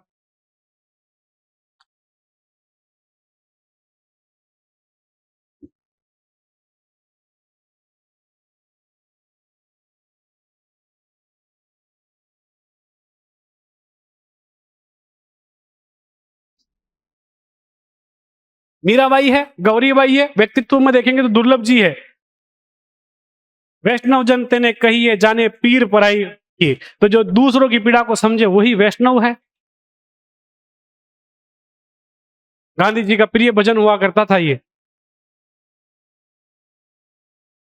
कुछ संप्रदाय लिखे या कुछ नाम लिख ले, जैसे रामानुज ने जो सिद्धांत दिया वो भी इसके अंदर नाम आएगा। रामानंदी संप्रदाय, निम्बार संप्रदाय, गौड़ीय संप्रदाय, वल्लभ संप्रदाय, रसिक संप्रदाय, ये सारे 5 नाम जो कि आपको ध्यान रखने हैं। इसमें आप रामानुज नहीं लिखें तो भी चल जाएगा, रामानुज नहीं लिखेंगे तो भी चल जाएगा। रामानुज पर्टिकुलर व्यक्ति है, उसका कोई संप्रदाय नहीं है। रामानुज के शिष्य हुए रामानंद, और उन्होंने सिद्धांत दिया, उन्होंने अपना एक संप्रदाय स्थापित किया, रामानंदी संप्रदाय। इसलिए रामानुज का तो भारत के अंदर आप देखेंगे राजस्थान में उनका कोई रोल नहीं है, उनके सिद्धांत का रोल है। मैं भी पूरा बताऊंगा कि कैसे उनका सिद्धांत का रोल रहा, वो कैसे इधर ऊपर की ओर बढ़े। अब देखो ये फटाफट इसको समझो आप, ये चीज समझ में आई। रामानंदी, निम्बार्क, गोडिये, रसिक और वल्लभ, 5 नाम ये लिखने हैं, 3 ये लिखने हैं, मीराबाई, गौरीबाई और दुर्लभ। ये 8 एक नाम है जो कि आपको याद हो जाएंगे याद। ये 5 तो ये संप्रदाय ध्यान रख ले, ऊपर 3 ये है। अब देखो मीरा के द्वारा एक संप्रदाय चलाया गया जिसको हम कहते हैं दासी संप्रदाय। कौन सा संप्रदाय है? एक क्वेश्चन पूछा गया जो कि आप देखेंगे, वो क्वेश्चन था अभी रिसेंटली टाइम में ही पूछा गया था। खैर मुझे एग्जाम का नाम याद नहीं आ रहा है, कौन से एग्जाम में था। कर्मचारी चयन बोर्ड ने पूछा, रविदास की छतरी कहां है? रविदास की छतरी कहां है? अब रविदास कौन है? रविदास का मतलब है दोस्तों रेदास। बच्चों कंफ्यूज, लगभग 30% बच्चे कंफ्यूज हो गए कि ये कौन सा व्यक्ति है रविदास, किसकी पूछ रहे हैं, और वो पूछ किसके रहे हैं? संत रेदास की। जाति से मुची थे, और ये रेदास जिन्होंने उत्तर प्रदेश के अंदर भक्ति परंपरा के अंदर अलग जगह थी। ये रेदास जो कि मीराबाई के गुरु थे, राजस्थान में चित्तौड़ मीरा से मिलने आए, और जब चित्तौड़ मीरा से मिलने आए तो मीरा से मुलाकात की, मीरा के गुरु बने, इनकी छतरी बनी हमारे राजस्थान में चित्तौड़ के अंदर। कहां बनी? चित्तौड़ के अंदर। तो रविदास के द्वारा एक सिद्धांत या दोस्तों एक संप्रदाय चलाया गया जिसको हम कहते हैं रायदासी। कौन सा संप्रदाय कहते हैं? रायदासी। रविदास के द्वारा रायदासी संप्रदाय चलाया गया, और मीरा के द्वारा सिर्फ दासी संप्रदाय चलाया गया। मीरा उन्हीं की शिष्य थी, तो मीरा क्या चलाएगी? गुरुजी से आगे थोड़ी बढ़ जाएगी। गुरुजी ने रायदासी चलाया तो मीरा दासी संप्रदाय चला रही है। तो दोस्तों ध्यान रखना, रविदास यानी रेदास की जो संप्रदाय है वो कौन सा है? रायदासी संप्रदाय है। और रविदास की छतरी कहां है? चित्तौड़ के अंदर है। वो पूरा लिखवा देंगे, पहले इतना समझ लो। तो ये सगुण भक्ति परंपरा के, ये निर्गुण भक्ति परंपरा के। अब पूरे भारत की मैं बात करूं तो दोस्तों जो हमारे संत हुए हैं, जो भक्ति परंपरा से संबंधित रहे हैं, उनमें से आप देखेंगे तो जो 2 सबसे इंपॉर्टेंट प्रकार के भगवान को पूजा जाता है, और उसके अंदर एक तो है दोस्तों भगवान शिव। कौन है? भगवान शिव। और एक दोस्तों भगवान विष्णु। कौन है? विष्णु। विष्णु का अवतार कहलाता है राम। क्या कहलाते हैं? राम। और विष्णु का ही अवतार कहलाते हैं कृष्ण। तो मूल नाम क्या है? विष्णु। और विष्णु को पूजने वाले जो संत थे, अब दोस्तों ध्यान रखना इसके अंदर अलग अलग टर्मिनोलॉजी चलेगी। शिव को पूजने वाले जो भक्त वो कहलाए शिव। क्या कहलाए? शिव को पूजने वाले भक्त क्या कहलाए? शिव। विष्णु को पूजने वाले जो भक्त है वो क्या कहलाए? वैष्णव। वैष्णव जन तेने कहिए जो जाने पीर पराई की। तो दोस्तों देखो ये तो है भक्त, लेकिन आरपीसी ने एक प्रश्न और पूछा कि बताइए शिव की पूजा करने वाले संतों को क्या कहा जाता है? तो शिव की पूजा करने वाले संतों को क्या कहा जाता है? नयनार कहा जाता है। क्या कहा जाता है? नयनार। विष्णु की पूजा करने वाले संतों को क्या कहा जाता है? आलवार संत कहा जाता है। तो दोस्तों ध्यान रखना, जो संत विष्णु की पूजा करेंगे वो कहलाएंगे आलवार संत, जो भक्त पूजा करेंगे वो वैष्णव कहलाएंगे, जो शिव की पूजा करेंगे वो सेव कहलाएंगे, जो शक्ति की पूजा करेंगे, जो मान लो माता की पूजा करेंगे, शक्ति की पूजा करेंगे, वे कहलाएंगे शाक्त। क्या कहलाएंगे? शाक्त। तो ये दोस्तों ध्यान रखना 3 मोटा मोटा अंतर है। बाकी ये जो शाक्त, ये जो नयनार संत हैं, ये भी दोस्तों किस में आते हैं? शाक्त में ही आते हैं। तो दोस्तों ध्यान रखना सेव, और वो शिव जो कि दोस्तों ध्यान रखना भगवान शिव से संबंधित है। वैष्णव किससे संबंधित है? विष्णु से संबंधित है। तो दोस्तों लिखो एक फटाफट, एक दो सब लिखने हैं, एक शिव और एक नयनार। तो ये शिव में ऐसा ही बना के लिख लो आप अपनी कॉपी में, समझ में आ जाएगा। तो ये संतों को हम क्या कहेंगे? तो संतों को तो हम कहते हैं नयनार और आलवार। भक्त होंगे तो वो शिव की पूजा करने वाले शिव, और विष्णु की पूजा करने वाले वैष्णव, और शिव की आराधना करने वाले संतों को हम कहते हैं नयनार, और विष्णु की आराधना करने वाले संतों को हम क्या कहते हैं? आलवार।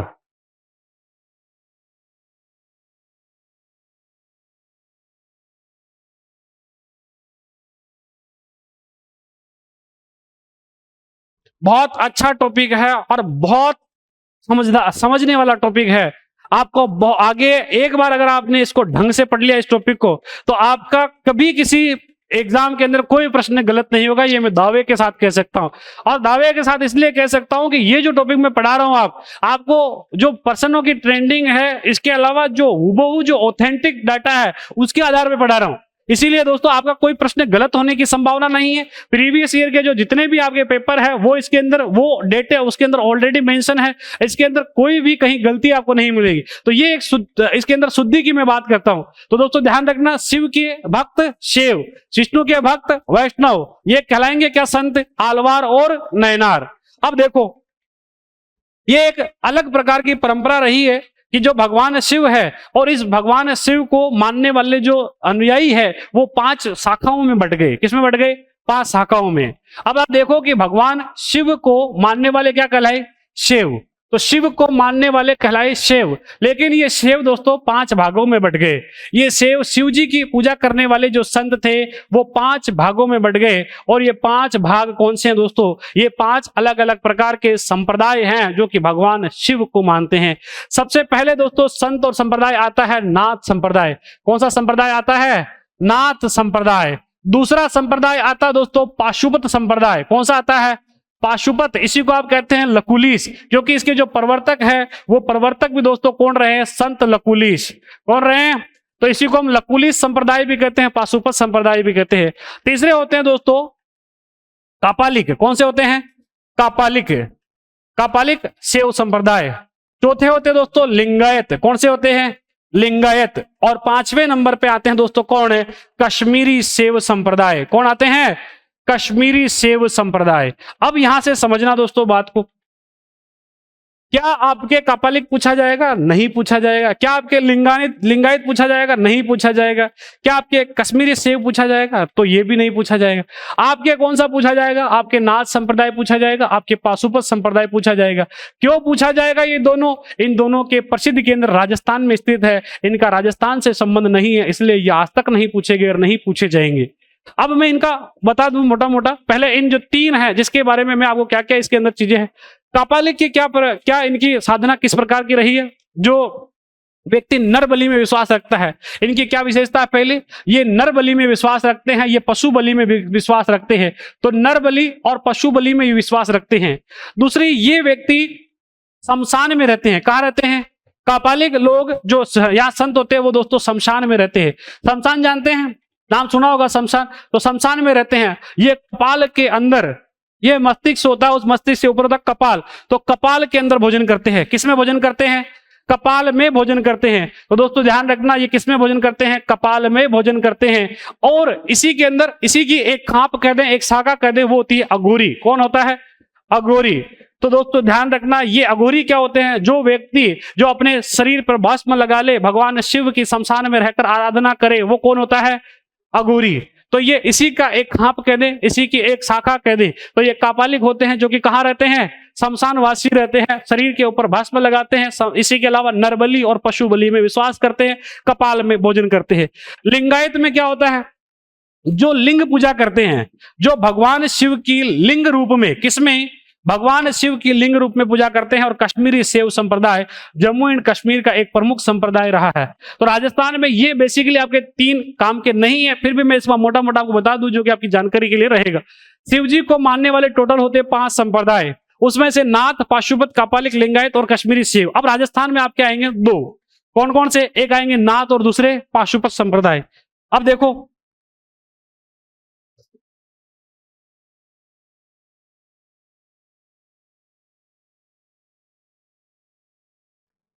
ये कौन है? सर हमें क्या पता, आप ही बता दीजिए, आप ही ने बनाए हैं, है ना? ये पास में कौन है? सर आप ही बताइए, हमारे अभी तक समझ में नहीं आ रहा है इनको देखने के बावजूद। ये यहाँ पर जट्टा है, यहाँ पर ऐसे चंद्रमा लगा हुआ है, यहाँ पर गले के अंदर एक सांप बैठा हुआ है। अब तो आ गया समझ में। ये कौन है? शिव जी है। ये कौन है? ये माँ पार्वती है। कौन है? माँ पार्वती। ये दोनों कहाँ बैठे हुए हैं अभी? ये कैलाश पर्वत पर बैठे हुए हैं। कहाँ पर बैठे हुए हैं? कैलाश पर्वत पर बैठी हुई हैं। अब और देखना,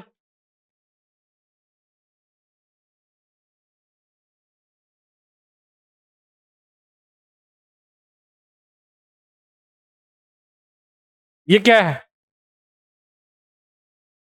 ये क्या है सर, बता तो दीजिए आप ही, क्या है ये? मछली। और ये क्या है? मछली के पेट में एक आदमी बैठा हुआ है और भगवान शिव अपनी अर्धांगिनी माँ पार्वती को कैलाश पर्वत पर बैठे बैठे सारी इस संसार के अंदर जो योग विद्या है, जो योगिक रहस्य है, जो वो सारी जो तंत्र विद्या है, योगिक रहस्य है, योग साधना है, वो सबका ज्ञान दे रहे हैं माँ पार्वती को। कौन बता रहे हैं? योग रहस्य का ज्ञान भगवान शिव अपनी अर्धांगिनी मां पार्वती को बता रहे थे। उसी समय एक मछली के पेट में रहकर ये सारी योगिक विद्या एक व्यक्ति ने सीख ली। और जब योगिक विद्या सीख ली और तब दोस्तों ये व्यक्ति बाहर आया, भगवान को प्रणाम किया कि भगवान मैंने छुपकर योगिक विद्या सीख ली। तब भगवान ने इसको नाम दिया कि तुमने मछली के पेट में रहकर ये योगिक विद्या सीखी है, और इसीलिए इसको कहा गया इन व्यक्ति को मत्स्येंद्रनाथ। क्योंकि आप दोस्तों इस ध्यान रखना, इस मछली को अपनी और क्या नाम से जानते हैं? मत्स्य। तो इस व्यक्ति को क्या कहा गया? मत्स्येंद्र। तो दोस्तों ध्यान रखना, मत्स्येंद्र नाथ है। तो ये मत्स्येंद्र नाथ नाथ संप्रदाय के प्रवर्तक है। किस संप्रदाय के प्रवर्तक है? नाथ संप्रदाय के प्रवर्तक है। तो नाथ संप्रदाय का अगर आपसे प्रवर्तक पूछ ले तो वो कौन है? मत्स्येंद्र नाथ। मछली के पेट में रहकर भगवान शिव से योगिक विद्याएं सीखी, इसलिए क्या कहलाए? मत्स्येंद्र नाथ कहलाए। अब इसकी आगे की स्टोरी सुनो। ये तो योगिक विद्याएं सीख ली। योगिक विद्या सीखने के बाद मत्स्येंद्र नाथ के दो प्रमुख शिष्य बने, मत्स्येंद्र नाथ।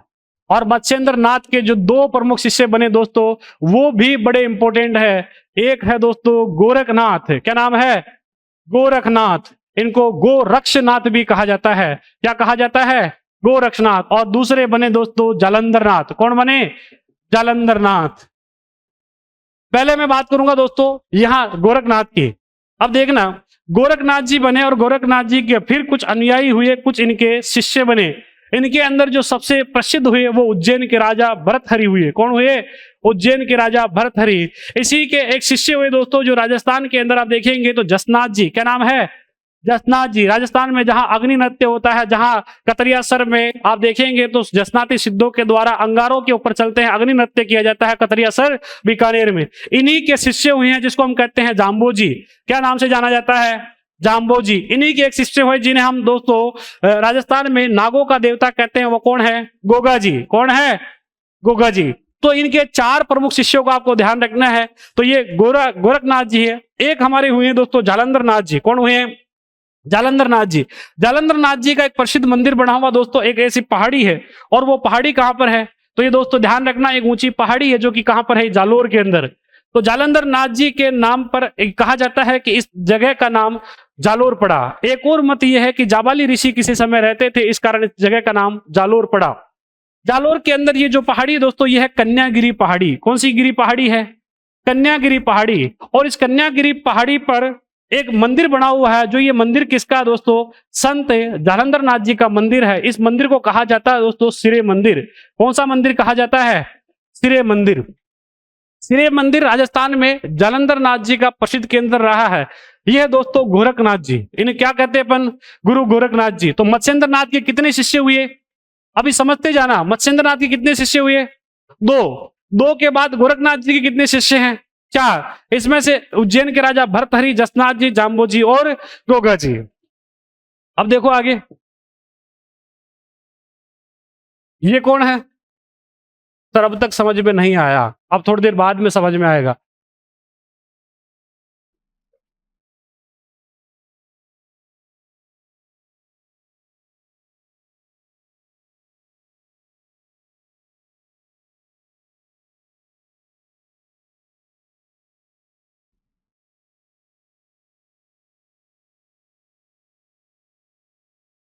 ये है दरबार। क्या लगा हुआ है? दरबार। इधर बैठे हुए मंत्री। कौन बैठे हुए हैं? मंत्री। ये है दोस्तों राजा। कौन है? राजा। दरबार थोड़ा और बड़ा बना ले, अच्छा लगेगा, समझ में सही आ जाएगा। ये क्या लगा हुआ है? दरबार। और ये सब मंत्री हैं और यहां इस जगह बैठा हुआ दोस्तों एक और व्यक्ति जो कि थोड़ा हैंडसम दिखता है मेरी तरह, है ना। अब देखना ये ऊपर बैठा हुआ व्यक्ति ये कौन है? ये है दोस्तों उज्जैन का राजा भर्तहरि। कौन है दोस्तों? उज्जैन का राजा जिसका नाम क्या है? भर्तहरि। और भर्तहरि से अभी आपने थोड़ा देखा कि इस भर्तहरि के जो गुरु है वो कौन है? गोरखनाथ। भर्तहरि के गुरु कौन है? गोरखनाथ जी। भर्तहरि कहाँ के शिष्य गुरु है? या दोस्तों भर्तहरि कहाँ का राजा है? उज्जैन का राजा है। और इसके एक गुरु है जिसका नाम क्या है? और ये है दोस्तों इसके गुरु, और इस गुरु का नाम क्या है? वो है दोस्तों गोरखनाथ जी। क्या नाम है? गोरखनाथ जी। अब चीजों को समझना, गोरखनाथ जी। गोरखनाथ जी ने, जो कि इन्होंने अपने गुरु, गोरखनाथ जी के गुरु थे मत्स्येंद्रनाथ। समझना यहां से, गोरखनाथ जी के गुरु क्या है? मत्स्येंद्रनाथ। और मत्स्येंद्रनाथ से यौगिक विद्याएं सीखी, और जब यौगिक विद्याएं इन्होंने सीख ली, और तब दोस्तों गोरखनाथ जी ने एक फल इजाद किया। और उस फल को इजाद करने के बाद उस यौगिक विद्या से उस फल को इस प्रकार इजाद किया कि इस फल को अगर कोई व्यक्ति खा लेवे तो वो व्यक्ति अमर हो जावे। क्या हो जावे? अमर। ये गोरखनाथ जी को लगा कि यार इस फल को, क्योंकि मैं तो साधु सन्यासी हूं तो मेरे तो ये कोई काम का नहीं है, लेकिन इनको लगा कि मेरा जो शिष्य है, और शिष्य कौन? उज्जैन का राजा भर्तहरि, यदि इस फल को खा लेवे तो वो क्या हो जावे? अमर हो जावे। ये गोरखनाथ जी इस फल को लेकर अपने शिष्य, जो कि दोस्तों उज्जैन का राजा था भर्तहरि, इसको लाकर दिया कि ये इस दरबार में यहां से पहुंचे और राजा को लाकर बैठ गया कि राजा ये मैंने आपके लिए फल इजाद किया, आप मेरे शिष्य हो और आप जनता का कल्याण करोगे तो ये आप फल खाइए। यहां से गोरखनाथ जी वापस चले गए। फल किसके पास आ चुका है? फल उज्जैन के राजा का नाम क्या है? भर्तहरि के पास आ चुका। भर्तहरि ने सोचा कि भाई मैं तो 50-60 साल का हो गया हूं और अब ये मेरे फल किस काम का, तो मेरे तो पहले ही झुर्रियां आ चुकी है, शरीर ढीला पड़ चुका है, तो अब मुझे इस फल की जरूरत नहीं है। इन्होंने सोचा कि ये जो मेरी रानी है, और रानी है दोस्तों पिंगला। क्या नाम है? रानी पिंगला। तो क्यों न इस फल को रानी खाए और रानी सुंदर हो जाए, रानी वापस, जो दोस्तों ये थोड़ी लगभग 30-35 साल की थी, तो जो कि इन दोनों में आयु का अनुपात भी था, यानी इसमें अंतर भी था। आप देखेंगे तो इन्होंने ये सोचा कि ये फल मैं नहीं खाकर कौन खा लेवे? यह रानी खा लेवे। और यह सोचकर इसने ये फल खुद नहीं खाया और किसको दे दिया, और ये फल आ चुका किसके पास दोस्तों? रानी पिंगला के पास। रानी पिंगला उज्जैन के राजा भर्तहरि से प्यार नहीं करती थी। यह रानी जो प्यार करती थी, इसकी निगाहें जो हमेशा रहती थी दोस्तों किधर? इधर। और ये कौन है दोस्तों? ये है कोतवाल। कौन है? कोतवाल। कोतवाल कह दो या इसे कह दो दोस्तों यहाँ का सेनापति। तो ये जो राजा का यहाँ पर सेनापति था, जो कि दिखने में मेरी तरह हैंडसम था, और उससे ये प्यार करती थी। राजा से प्यार नहीं कर पिंगला किससे प्यार करती? इस हैंडसम से, नौजवान से, कोतवाल से। और रानी ने देखा कि यार मेरा पति तो वैसे ही बुजुर्ग है, इसने ये नहीं खाया, मुझे दे दिया, और अब मैं इस फल का क्या करूं? तो इस फल का अगर मैं इस कोतवाल को दे दूं तो ये ज्यादा समय तक नौजवान रहेगा, मेरी काम इच्छा की तृप्ति ये लंबे समय तक करता रहेगा। तो ये सोचकर इसने फल खुद नहीं खाया और फल किसको दे दिया? कोतवाल को। आपने एक मूवी देखी है दोस्तों जिसमें ऐश्वर्या भी है, अनुष्का भी है और रणवीर कपूर भी है। नाम बताओ तो कोई उस मूवी का।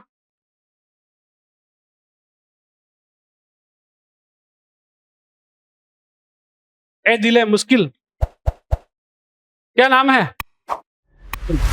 तो ये अब सेब किसके पास आ चुका? ये फल किसके पास आ चुका? कोतवाल के पास।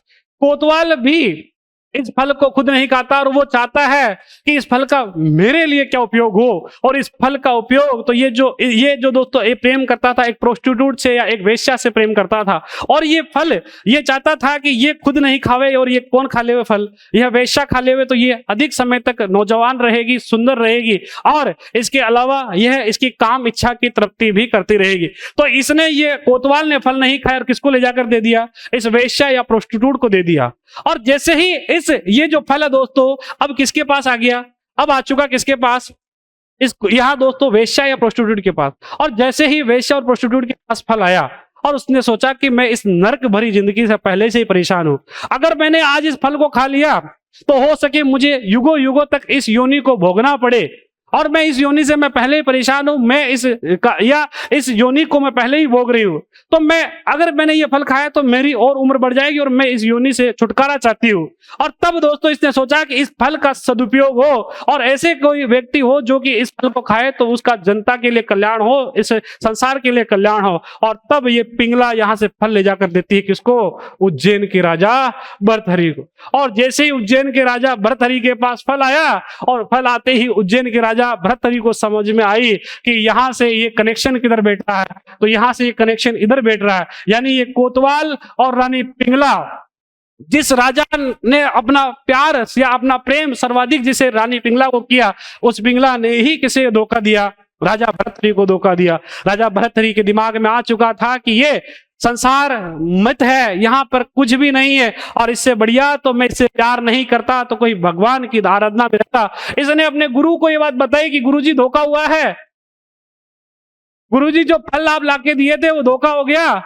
गुरुजी ने कहा कि ये फल तू किधर किधर देके आया है? गुरुजी ने कहा कि ये फल एक वेश्या के हाथ लगा, इसलिए गुरुजी ने कहा कि ये फल तो हो चुका खराब, अब इस फल का उपयोग नहीं हो सकता है। गुरुजी ने कहा कि तू भी सुधर जा, और अब जब इस पिंगला के पीछे बढ़ा, इस पिंगला को छोड़, ये राजपाट छोड़, अब तू कोई भगवान की आराधना कर, कुछ नहीं पड़ा है। वैराग्य उत्पन्न हुआ पिंगला के कारण। क्या हुआ उत्पन्न है? वैराग्य। और गुरु के कहने पर, भर्तहरि के कहने पर दोस्तों, या भर्तहरि अपने गुरु गोरखनाथ के कहने पर यहां से अपना उज्जैन का राजपाट अपने छोटे भाई विक्रमादित्य को, किसको?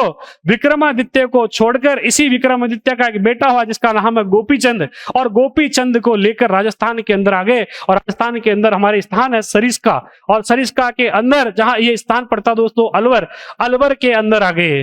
अलवर के अंदर यहां आकर धूणा स्थापित किया, और उस धूणे के अंदर यहां आज भी देखते हो यहां लगता है कनफटी नाथों का धूणा। तो यहां कौन किसका धूणा लगता है?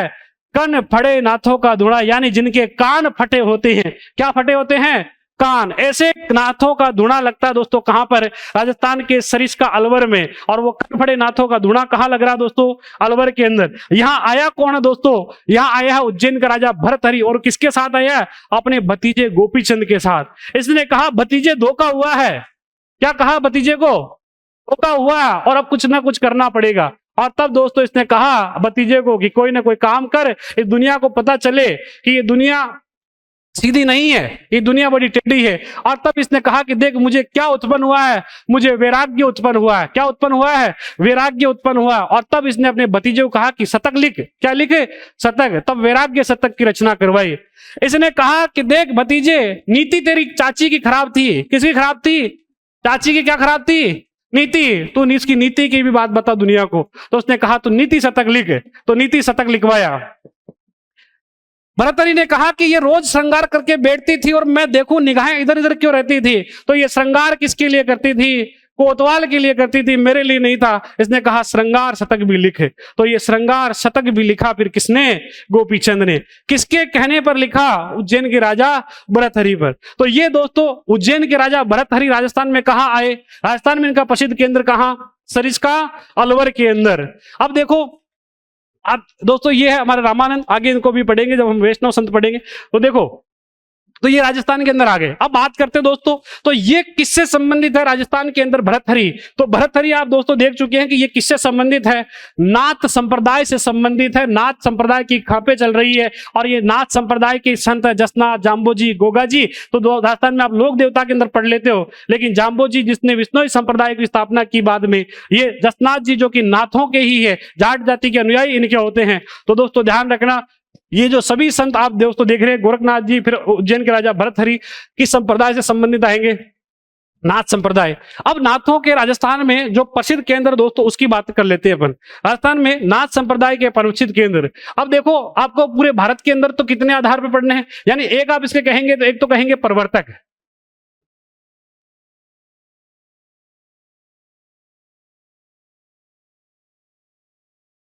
प्रवर्तक, तो प्रवर्तक कौन होंगे दोस्तों? मछली के पेट में रहे, और वो मछली के पेट में कौन रहे?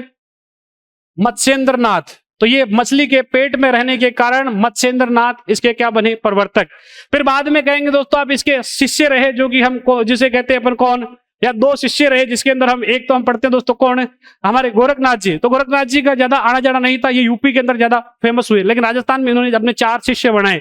और वो 4 शिष्य कौन कौन से, तो ये दोस्तों ध्यान रखना, भरतहरि, जसनाथ जी, जाम्बो जी, गोगा जी, तो ये इनके 4 शिष्य रहे। अब दोस्तों राजस्थान में पर्टिकुलर नाथ संप्रदाय के कुछ प्रसिद्ध केंद्र है जिनके मैं बारे में बात करता हूं। तो नाथ संप्रदाय के राजस्थान के अंदर 2 खापे चलती है, या 2 उसके अंदर इसकी ब्रांचें चलती है। जैसे आप कहेंगे तो राजस्थान के अंदर एक तो चलती है जिसको फर्स्ट पार्ट कहते हैं, वो माननाथी। कौन है, माननाथी। माननाथी क्यों दोस्तों, 1802 के वर्ष में, कौन सा वर्ष है, 1802 ईस्वी का वर्ष है। और 1802 ईस्वी में जोधपुर का राजा था दोस्तों भीम सिंह।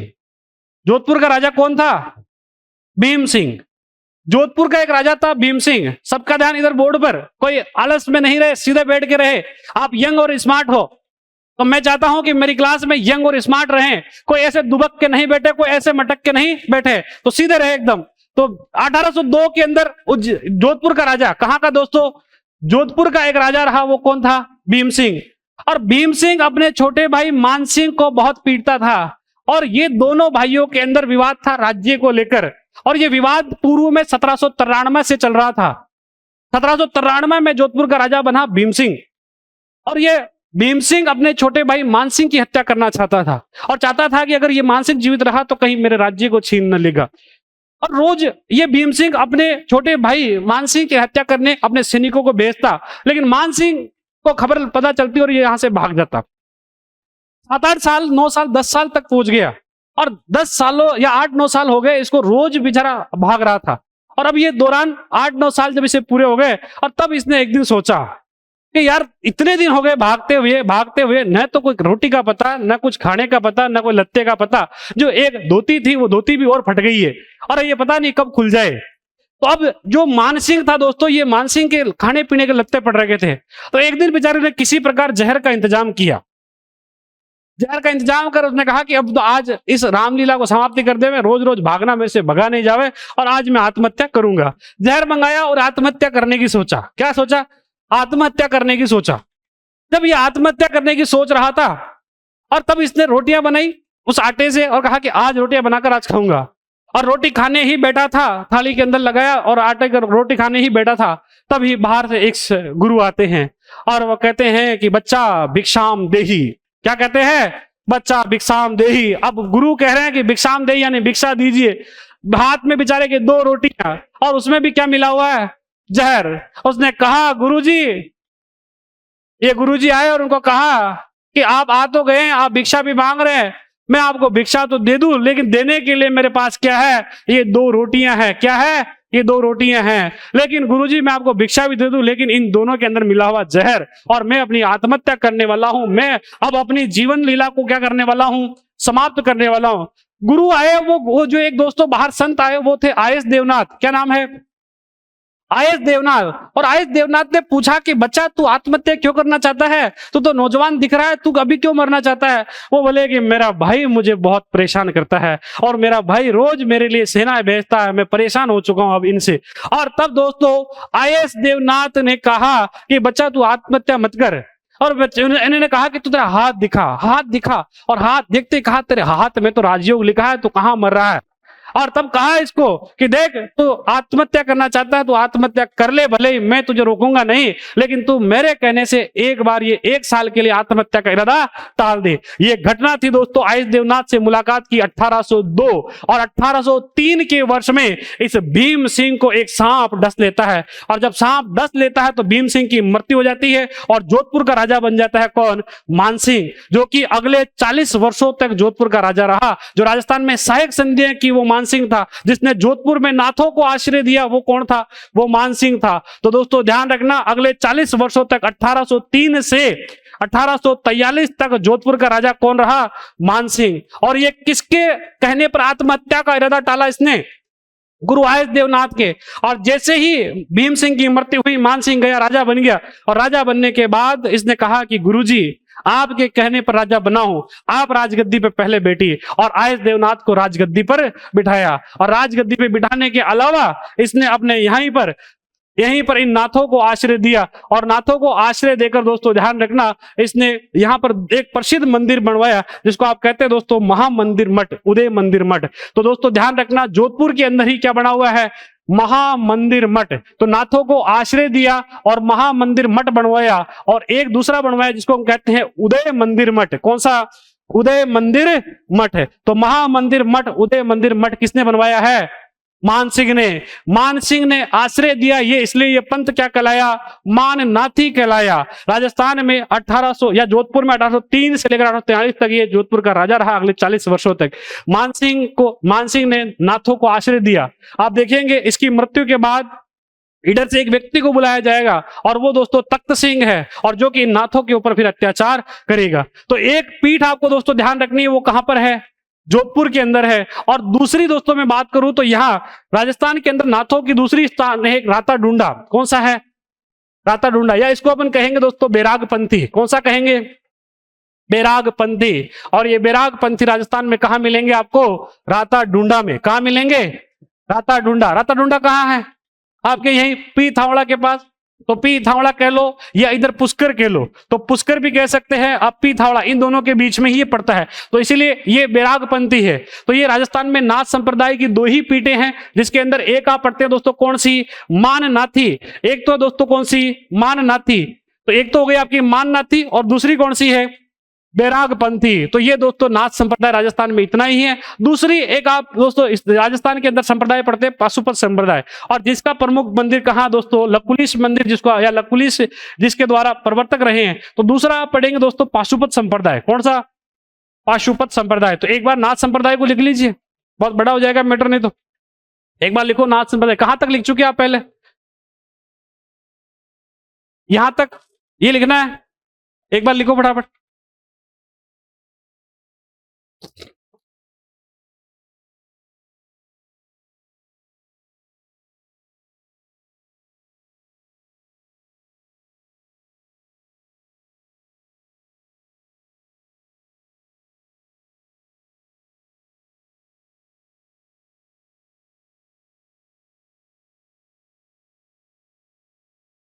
ये तीन आपके काम के नहीं है, नहीं कभी पूछे जाएंगे। फिर भी एक बेसिक जानकारी के लिए, अगर मान लो कभी ऐसा कोई प्रश्न आ जाए कि इनमें से कौन सा शैव संप्रदाय राजस्थान में नहीं है, या राजस्थान में या ये कौन सा, इनमें से कोई अगर नाम पूछ ले पर्टिकुलर शैव का, तो आपको याद रह जाएगा। तो ये थोड़ा ध्यान रखना, राजस्थान में इतना ही है। राजस्थान में अपने को दो ध्यान रखने हैं, एक नाथ और एक पाशुपत। ठीक है, हो गया सबका। कोई लिख रहा तो हाथ खड़ा करे, लिखो। सबका साथ, सबका विकास। तो सभी लिख ले, एक बार थोड़ा स्पीड से लिखे, है ना। आरएएस परीक्षा की एक सबसे बड़ी रणनीति रहती है कि आपका हाथ रुकना नहीं चाहिए और गर्दन ऊपर नहीं उठनी चाहिए। यानी आप जब भी लिख रहे हो तो आपका हाथ रुकना नहीं चाहिए और आपकी गर्दन ऊपर नहीं उठनी चाहिए। यानी आप बाहर कौन आया, कौन जा रहा है, कोई पानी पीने जा रहा है, कौन कहीं जा रहा है, आपको किसी से कोई मतलब नहीं। आपका हाथ रुकना नहीं चाहिए और गर्दन ऊपर नहीं उठनी चाहिए, तब तो आप 3 घंटे में वो पेपर पूरा करके आएंगे। अगर आप देख रहे हैं इधर उधर कौन आ रहा है, पंखे कितने हैं, पट्टियां कितनी है, ये टेबल के ऊपर क्या लिखा हुआ, वो आपके कोई मायने नहीं रखता है। आपका पेपर में कौन सा प्रश्न आया, उसमें क्या लिख कर आएंगे, वो आपके मायने रखता है, वो लिख कर आएंगे। और वही एक रणनीति रहेगी, जब आप कॉपी के अंदर जो लिख कर आएंगे वो आपको नंबर दिलाएगा। क्योंकि एग्जामिनर के पास आप नहीं जाते, आपकी भले ही कितनी सुंदरता हो, आप भले ही ऐश्वर्या राय जैसे दिखते हो, रणवीर कपूर जैसे सुंदर दिखते हो, आपकी कोई मायने नहीं रखेगा। आपकी कॉपी वहां मायने रखेगी जिसके अंदर आपका लिखा हुआ उत्तर सुंदर होना चाहिए, उसके अंदर जो विषय वस्तु है वो सारगर्भित होनी चाहिए, और वही मायने रखेगा। और तभी दोस्तों आपको एग्जामिनर नंबर देगा, क्योंकि एग्जामिनर को आपकी कॉपी से मतलब है, आपकी सुंदरता से मतलब नहीं है। इसीलिए तो लिखो आगे। अब इसमें क्या लिखना है, इसमें लिखो नाथ संप्रदाय, हेडिंग लगाओ नाथ संप्रदाय। मैं लिखा दूंगा, लिखो नाथ संप्रदाय, हेडिंग लगा लो नाथ संप्रदाय, नाथ संप्रदाय।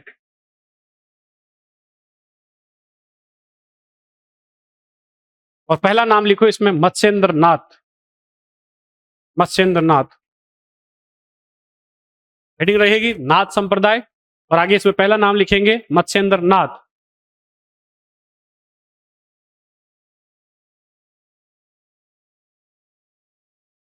मत्स्येंद्र नाथ लिखो, नाथ संप्रदाय के प्रवर्तक, आगे इसमें डेस्क करके लिखो, नाथ संप्रदाय के प्रवर्तक। नाथ संप्रदाय के प्रवर्तक,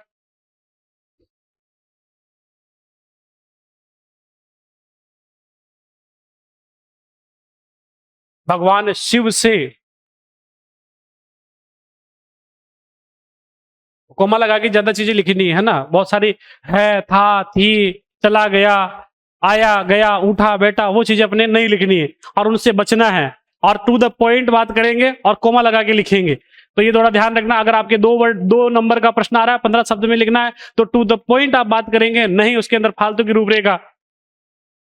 आप जैसे आपसे पूछा गया 1818 की सहायक संधियों के बारे में 2 नंबर में लिखिए, आप उसके अंदर 2 वर्ड लिखेंगे। आप उसमें लिखेंगे पहला पॉइंट, लॉर्ड वेलेजली सहायक संधि प्रणाली का जन्मदाता। अब आप इसमें एक तो आप इसको लिख सकते हैं लॉर्ड वेलेजली सहायक संधि प्रणाली का जन्मदाता, इतना लिख के कोमा लगा सकते हैं। और एक आप लिख रखे लॉर्ड वेलेजली को सहायक संधि प्रणाली का जन्मदाता माना जाता है। आप इतना लंबा चौड़ा जाता है इसमें शब्दों के अंदर आप एक्स्ट्रा लिख रहे हैं, इसका फर्क नहीं पड़ेगा। जाता है, आता है, खाता है, पीता है, उठता है, बोलता है, सोता है, उसका कोई फर्क नहीं है। पीछे का है उसमें उन शब्दों को अंदर कटौती करनी है, वो शब्द आपको नहीं लिखने हैं, तो ये थोड़ा ध्यान रहे। देखो, नाथ संप्रदाय के प्रवर्तक कोमा भगवान शिव से यौगिक विद्याएं मछली के पेट में रहकर सीखी। भगवान शिव से मछली के पेट में रहकर यौगिक विद्याएं सीखी। तो नाथ संप्रदाय के प्रवर्तक कोमा मछली के पेट में रहकर भगवान शिव से यौगिक विद्याएं सीखी, इस कारण मत्स्येंद्रनाथ कहलाए। इस कारण मत्स्येंद्रनाथ कहलाए।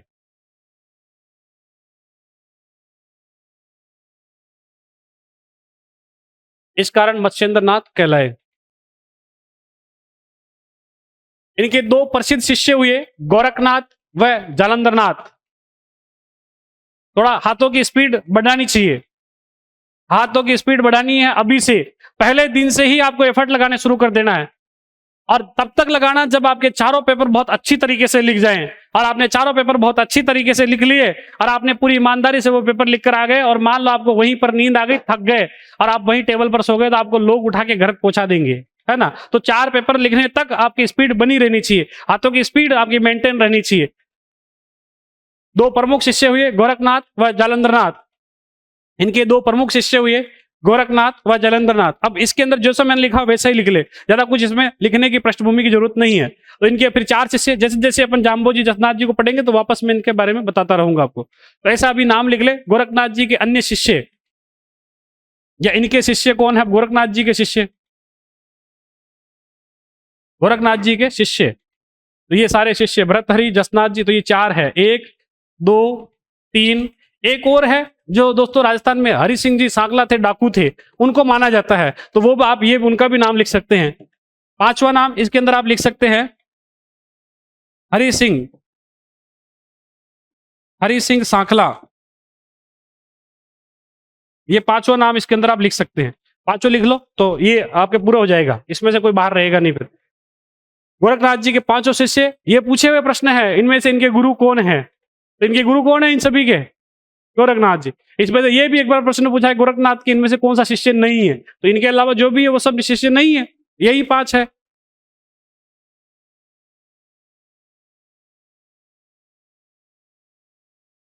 ये लिख लिया इधर का, उधर का 1-2 लाइन में लिखवा देता हूं। लिखो जालंधरनाथ। जालोर में कन्यागिरी पहाड़ी पर, जालोर में जालंधरनाथ के बारे में लिखें। जालोर में कन्यागिरी पहाड़ी पर, जालोर में राजस्थान में एक लोक देवी है सुंदा माता, जो कि जालोर के अंदर बीनमाल में है। सिर सुंदा पांव पिछोला धड़ कोरटा, और सिर सुंदा पांव पिछोला धड़ कोरटा, इसका मतलब बताएंगे कोई कि सिर सुंदा पांव पिछोला धड़ कोरटा का मतलब क्या है? यानी माता का सिर सुंदा स्थान पर है, जो कि कहां है? जालोर बीनमाल में, और सुंदा स्थान होने के कारण ही वो कहलाती है सुंदा माता। तो सिर सुंदा पांव पिछोला, और माता जी के पांव कहां पर है? वो पिछोला के अंदर है। और सिर सुंदा पांव पिछोला धड़ कोरटा, यानी ये सिर के बाद में और नीचे पैर के बाद में जो पूरा शरीर उसको हम कहेंगे धड़, और ये धड़ कहां पर है? कोरटा, सिरोही में। तो सिर सुंदा पांव पिछोला धड़ कोरटा, वो आगे पढ़ेंगे, लेकिन उसका संबंध कहां से है? जालोर से है। तो दोस्तों ध्यान रखना, जालंधर नाथ का संबंध जालोर से है। कन्यागिरी पहाड़ी पर श्रेय मंदिर बना हुआ है। कौन सा मंदिर है? श्रेय मंदिर। तो कन्यागिरी पहाड़ी पर श्रेय मंदिर इनका प्रसिद्ध केंद्र रहा है, और ये थोड़ा ध्यान रख लेना। आगे कुछ ध्यान रखने की जरूरत नहीं है, क्योंकि ये एक मान्यता है कि जालंधर नाथ के नाम पर इसको जालोर कहते हैं। दूसरी मान्यता यह भी है कि इस जालोर का पुराना नाम जाबालीपुर था। क्या नाम था? जाबालीपुर। और ये कहा गया कि एक ऋषि यहां पर रहे थे जिसका नाम है जाबाला ऋषि। क्या नाम है? जाबाला कहे या जाबाली कहे, तो जाबाली ऋषि के कारण या उसकी तपोस्थली होने के कारण ये जाबालीपुर भी कहलाया। और प्राचीन नाम जाबालीपुर और वर्तमान नाम क्या है? जालोर। तो ये दोस्तों ध्यान रखना, इतना ही है, ज्यादा कुछ ध्यान नहीं रखना। जालंधर नाथ के प्रसिद्ध मंदिर कहाँ है? कन्यागिरी पहाड़ी, जिसके ऊपर मंदिर बना हुआ श्रेय मंदिर, जो कि जालोर में स्थित है। अब देखो आगे, जो ज्यादा इंपॉर्टेंट होगा उसको ज्यादा अपन समय देंगे, जो इंपॉर्टेंट नहीं है, जो कि आपके एग्जाम में कम इंपॉर्टेंट है, उसको अपन कम समय देंगे। अब लिखो दोस्तों आगे, नाथ संप्रदाय, नाथ संप्रदाय, नाथ संप्रदाय,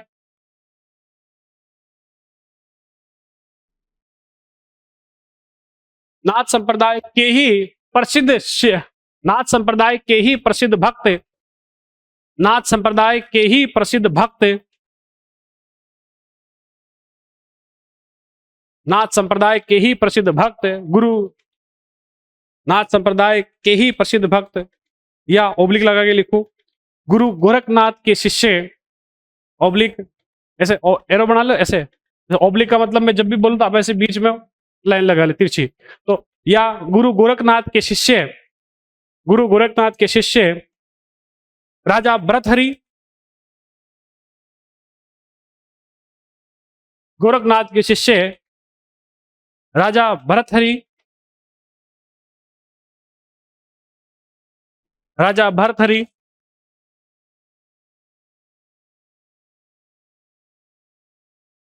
रानी पिंगला से वैराग्य उत्पन्न के बाद, रानी पिंगला से वैराग्य उत्पन्न होने के बाद, रानी पिंगला से वैराग्य उत्पन्न होने के बाद, रानी पिंगला से वैराग्य उत्पन्न होने के बाद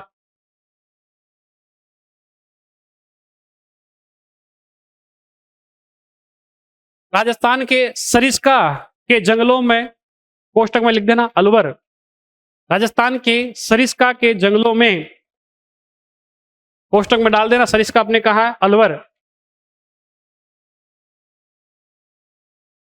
राजस्थान के सरिस्का के जंगलों में, कोष्टक में अलवर में आकर धूणा स्थापित किया, में आकर धूणा, में आकर धूणा, में आकर धूणा स्थापित किया, जिसे कनफड़े नाथों, या यहां पर या इसमें लिख ले, जिसे कनफड़े नाथों का धूणा भी कहते हैं, जिसे कनफड़े नाथों का धूणा, धूणा का मतलब क्या है? आगे समझ में? यज्ञ देखा है, हवन देखे हैं, है ना? तो वो यज्ञ हवन कह दो, धूणा कह दो। हम स्थानीय भाषा में इसको कहते हैं, संतों की भाषा में धूणा। इसको आप यज्ञ भी कह सकते हैं, हवन कुंड भी कह सकते हैं। तो वो इन्होंने धूणा स्थापित किया, और यही कनफड़े नाथों का मेला लगता है, यही कनफड़े नाथों का मेला लगता है, यही कनफड़े नाथों का मेला लगता है। आगे आप मेले पढ़ेंगे तो उसके अंदर और इसकी डिटेल चर्चा करेंगे। आगे लिखो इसमें एक लाइन फटाफट, राजा भरतहरि के साथ गोपीचंद, राजा भरतहरि के साथ गोपीचंद एक अच्छा कथानक है। ये गोपीचंद और भरतहरि की कथा आप देखेंगे जब रम्मत लोक नाट्य होता है बीकानेर में, उस रम्मत लोक नाट्य के दौरान इस गोपीचंद और भरतहरि की कथा को कथानक माना गया है, एक अच्छा कैरेक्टर माना गया है। आप देखें जब तमाशा लोक नाट्य होता है, या आप और देखें तो अलग अलग प्रकार के जो हमारे लोक नाट्य हैं, उस नाट्य के दौरान भी गोपीचंद और भरतहरि की कथाओं का वाचन होता है। तो दोस्तों ध्यान रखना, तो भरतहरि के भतीजे गोपीचंद भी इनके साथ आए, गोपीचंद भी इनके साथ आए। गोपीचंद के द्वारा वैराग्य शतक, नीति शतक, श्रृंगार शतक लिखे गए। गोपीचंद के द्वारा वैराग्य शतक, नीति शतक और श्रृंगार शतक। तो वैराग्य पिंगला के कारण उत्पन्न हुआ, नीति किसकी खराब थी? पिंगला की, और ये श्रृंगार किसके लिए करते थे? सेनापति के लिए। और इसलिए ये तीनों ग्रंथ दोस्तों ध्यान रखना, ये तीनों ग्रंथ उज्जैन के राजा भरथरी से संबंधित है। इसके अलावा दोस्तों ये ध्यान रखना, ये गोपीचंद से संबंधित है। तो आज की क्लास में अपन इतना ही करेंगे। जो नाथ संप्रदाय से संबंधित बातें हैं वो हम कल फिर थोड़ा सा चर्चा कर लेंगे और कल इनको अपन नोट डाउन करेंगे। तो आज की क्लास में इतना ही, और फिर दोस्तों